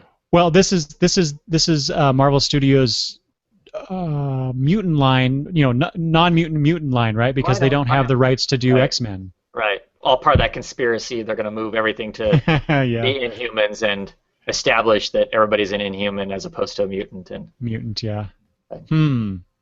Yeah. Well, we could talk about that. But I'm excited. Angle of that some other time. I'm excited for that, though. Just the idea of getting to see a live-action Medusa is pretty awesome. I think so. You know, you're the second person I think that I've encountered that has basically said that the same thing, and identified Medusa specifically. So that's interesting. Okay, so now we're into 2019. Oh my God! So this 4+ years away. Shazam comes first, and then Justice League 2 in June. Mm-hmm. And then we get the Infinity War Part 2 from Marvel. Now, Shazam, I can see that to some degree, although why would you not have another Superman movie instead? Because Shazam and Superman are basically the same kind of character. Yeah. So why do Shazam? Except that they want to introduce that character, I assume, for the Justice League movie. Mm-hmm. If they do, I'll just say it. I cannot stand Shazam in the comic books nowadays. The New 52 version of Shazam, hate him, can't stand him. Do not like the portrayal of that character. I don't like the whole Marvel family. I think the whole Marvel family came out of the New 52 shakeup just well, what there is of it is weak. I mean, I don't even think that Are you talking about? Black Adam. Oh, okay. I call them the Marvel family because that's what they are in my head, not the Shazam and whatever. But you're talking, right? But you're talking when you say the Marvel family, you're talking about the foster siblings of Billy Yes. Batson. Okay. Well, no. I mean, just the whole thing. You know, Billy Batson, the whole Mary Marvel, you know, Captain Marvel. The superhero characters that you're talking about. Right. Right. Right. Okay. And Black Adam, they all came out of this thing. Right. Less than. And The Rock is apparently going to be Black Adam. Mm-hmm. I heard. That's the last thing I heard. I think that's a pretty good choice in terms of the look. Yeah. Yeah, I think he'll make a great angry badass, you know, Black Adam. Now, so I assume this will be a big one-on-one versus movie between Shazam. You know, it'll be an origin story of Shazam, and then it'll be a big fight between him and Black Adam. Mm-hmm. I can only assume. I guess that'll be fun. But like I said, if they portray Shazam and Billy Batson the way that he's being portrayed right now, man, I'm turned off already. Yeah. And then finally, last two films, 2020, Travis, 2020. I feel old. So let's see. I'm not going to say. Let's see. So this is 2014. So let's just count from 2015. So that's 5 years. Oh Yeah. my God. Yeah. I just realized how old I'm going to be. Yes. Like I said. Ugh. That, As long as they allow walkers into the movie theater, I'll be okay. Oh, you're not going to be that old. Come on. Ugh. Oh my God. Well, Travis, that means Green Lantern comes out. My kids will be graduated. Oh, Comes out a few days before your birthday. Oh. And if I'm doing my calculation correctly, that's a big birthday for you. Yeah, it is. Isn't There you it? go. I'm sure it will not be celebrating it. There's a way to celebrate right there. Hey, you could go on opening night again. There you are. Hey, so do you think that Green Lantern will be Hal Jordan again, or do you think they'll give us a different Green Lantern? I bet you it's Hal Jordan, but I kind of wish it would be John Stewart. Give us the good Green Lantern. Unless they give us John Stewart in the Justice League movies, it's going to be Hal Jordan. Yeah. It's got to be. Sure. And then finally listed here, but it looks like it comes out before Green Lantern. So Green Lantern is the last movie in this slate that we get. Where's Cyborg? Right, that's what I'm going to say. It's apparently because the way that this list is presented is just weird, but that I'm reading off of. But that's April of 2020, and you get Cyborg. So again, it's like, Cyborg's the Ant-Man of the DC Comics here. It is. It's just weird. It's weird. Other than planting a diverse character within the movie DC universe, it's weird, isn't it? Cyborg? Really? Well, other than he's a member of the Justice League in the comics, and so that leads us into the third Justice League movie down the road, I presume. Yeah, I guess. So. Still seems weird to me. Yeah. Well, yeah, some of these choices are weird. But anyway. Okay, so which one out of all these oddball ones that we've been talking about, which is the weirdest one to you? Aquaman? No, Ant-Man. Ant-Man, yeah. I still come to that too. Ant-Man and Doctor Strange are the most obscure of all of these things. I mean, everybody kind of knows who Aquaman is. I mean, the name's at least been thrown out there. I don't know how often Ant-Man gets thrown out there. I mean, to me, I think the average person who doesn't know comic books hears Ant-Man, and it's kind of like that's a joke, or that's some ancient comic book character back when they used to name people simple things like Superman, right? Yeah. Not anything against people who like Ant-Man. I mean, I've read stuff that I've enjoyed Ant-Man in, don't get me wrong.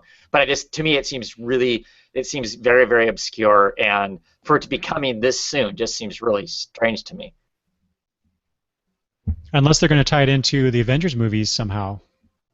Well, isn't he responsible for Ultron? Well, see, that's the thing. The best I know, the Ultron is a Tony Stark invention, from what I've gleaned. But yes, in the comics, Ant-Man did create Ultron. Okay. So I don't know that they're actually making that connection in the movies. Okay. Whatever. It's strange to me. It's strange, but we'll see what happens. I mean, I'm sure it'll make a bundle of money. will you not see any of these movies that we've just talked about? I'll see them all. Yeah. I don't know that I'll see them all. I may not see them all in the theater. I don't know. Some I'm excited to see in the theater. I'll be going and seeing them sooner than later. Some it'll be if I get to the theater. Some it'll be, can I get to a cheap matinee to watch it kind of thing. But no, I'll see them all. They're superhero. I end up seeing all the superhero stuff. I mean, I don't. At some point, it's not. Yep. Well, okay. So which ones are you most excited about that you will definitely see in the theater? I will the see Avengers and Justice League. Avengers and Justice League movies, 100%. I will see those. I doubt I will see the next Guardians of the Galaxy in theater. I mean, it's going to take somebody else in my proximity to get me to go see that. I will not be going, hey, let's go to the movies and see this. Wonder Woman, I will be going to see in theater. I will probably go opening night to see that in the theater. And so why do you say that? Why Wonder Woman? Just to be supportive? Yes, that's one of the reasons. That's why I will vote with your dollars. Right. That's why I'll go opening night. I will go opening night because of that. I want my dollars to be spent on the excitement of it. Hopefully, it ends up being a great show. On top of that, but I want the dollars to be there so we don't get to hear women can't carry an action type blah blah blah. That we keep hearing all the time. That no one there isn't an audience for that because I don't think that's true. Do you think there's an audience for the Black Widow movie? Because that's one of the things that I've been hearing a complaint about from various people. Sure, the criticism is there that I'm shocked, actually, to tell you the truth, because she's been in all of the Avengers movies. She's been in the Captain America movies. Iron Man. Iron Man. It makes perfect sense that she would be in a movie, and I think I think Scarlett Johansson being Black Widow could easily carry a movie. I don't understand why not. Yeah. I don't. And it's an odd choice on Marvel Studios' part. I think, yeah. To not do it. What they don't think people are going to be interested in that level of a. Why can't they have her have a movie, her be the main focus, and Captain America drift in and out of it a few times? I mean, she was a definite key player in Winter Soldier. Yep. I mean, that would have been a completely different story if we didn't have her involved in it. I mean, she plays some key points in that thing. So to me, it surprises me that there's a movie sooner than later, let alone no movie at all. Right. And conversely, on the DC side, it seems odd to me that we didn't get a new Batman film put on the slate within 5 years. Now, maybe that's coming after that. I think it is. I think it'll come after that. I think they want to use the Batman franchise to help focal on the Justice League and that sort of thing. I think they also want to have enough distance between the last 3 Batman movies to now they can develop whatever kind of voice they want, figure out who they want and whatnot. There's huge money in a Batman movie, and I think they need to be a little more careful than just kind of let's throw something up and see what sticks. Well, and I can't see what's his name? Who's playing Batman in the Dawn of Justice movie? Affleck. Ben. Affleck. God, I just saw him in Gone Girl. Yeah. Which that was really good. Anyway, I can't see him committing to doing a trilogy of Batman films in 2021 and beyond. So they would have to go with a new actor and a new take on the character. And how does that then fit in with what they're setting up in the Justice League movies? I would love to see them actually pass the mantle on. Actually have a movie and a movie point. They kind of flirted with it almost in the Batman movie. They gave us the potential to do that. Not saying that that's what it should be, but I think that would be kind of cool too, because they're portraying, from everything we've heard anyway, they're portraying Batman as an older, more seasoned, veteran of what he's been doing, kind of up against, clashing with this brash, with the brash young Superman. So it would be interesting to see that move at some point. That would be cool. Mm-hmm. Oh yeah, that's a good point. Okay, I think we've basically talked ourselves out of this subject matter, Travis. Yep. But it was obviously fun. I enjoy talking about this stuff with you. You and I off mic, off camera, because this is being recorded on Google Hangouts, but I'll release it as an audio only podcast down the road. Mm-hmm. We talk about this stuff, you and I personally, but rarely do you and I talk about like the TV stuff. We don't really usually talk about that Right. together on air. Mm-hmm. So it's nice to do that with you finally. Yeah. Hopefully not hopefully, we'll do this again down the road. We'll check in as time goes on and see where we're at with many of these shows, and then of course what comes next.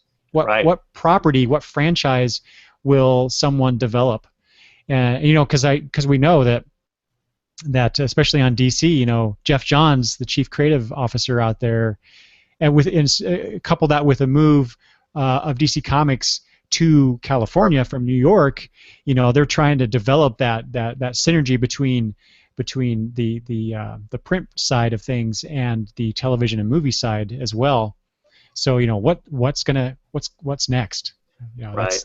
That'll be fun to see and then support, because I think we do and generally support these things, even if we make fun of some concepts.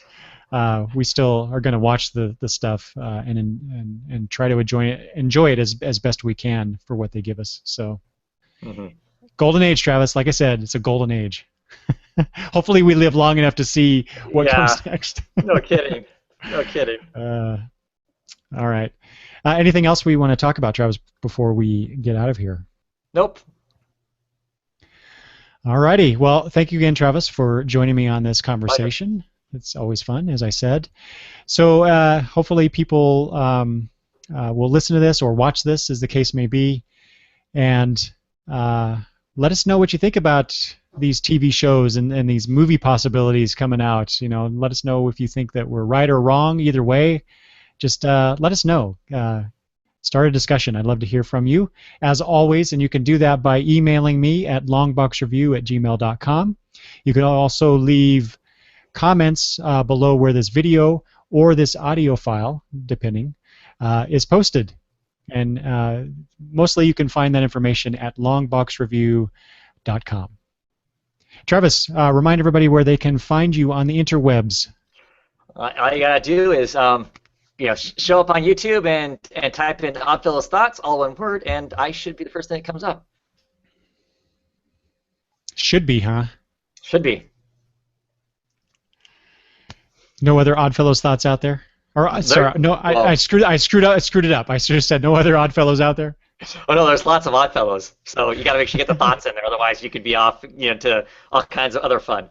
Yeah. Alrighty. Thanks again, Travis, and everybody else. Thanks for watching. Thanks for listening. Have a great day. Bye-bye.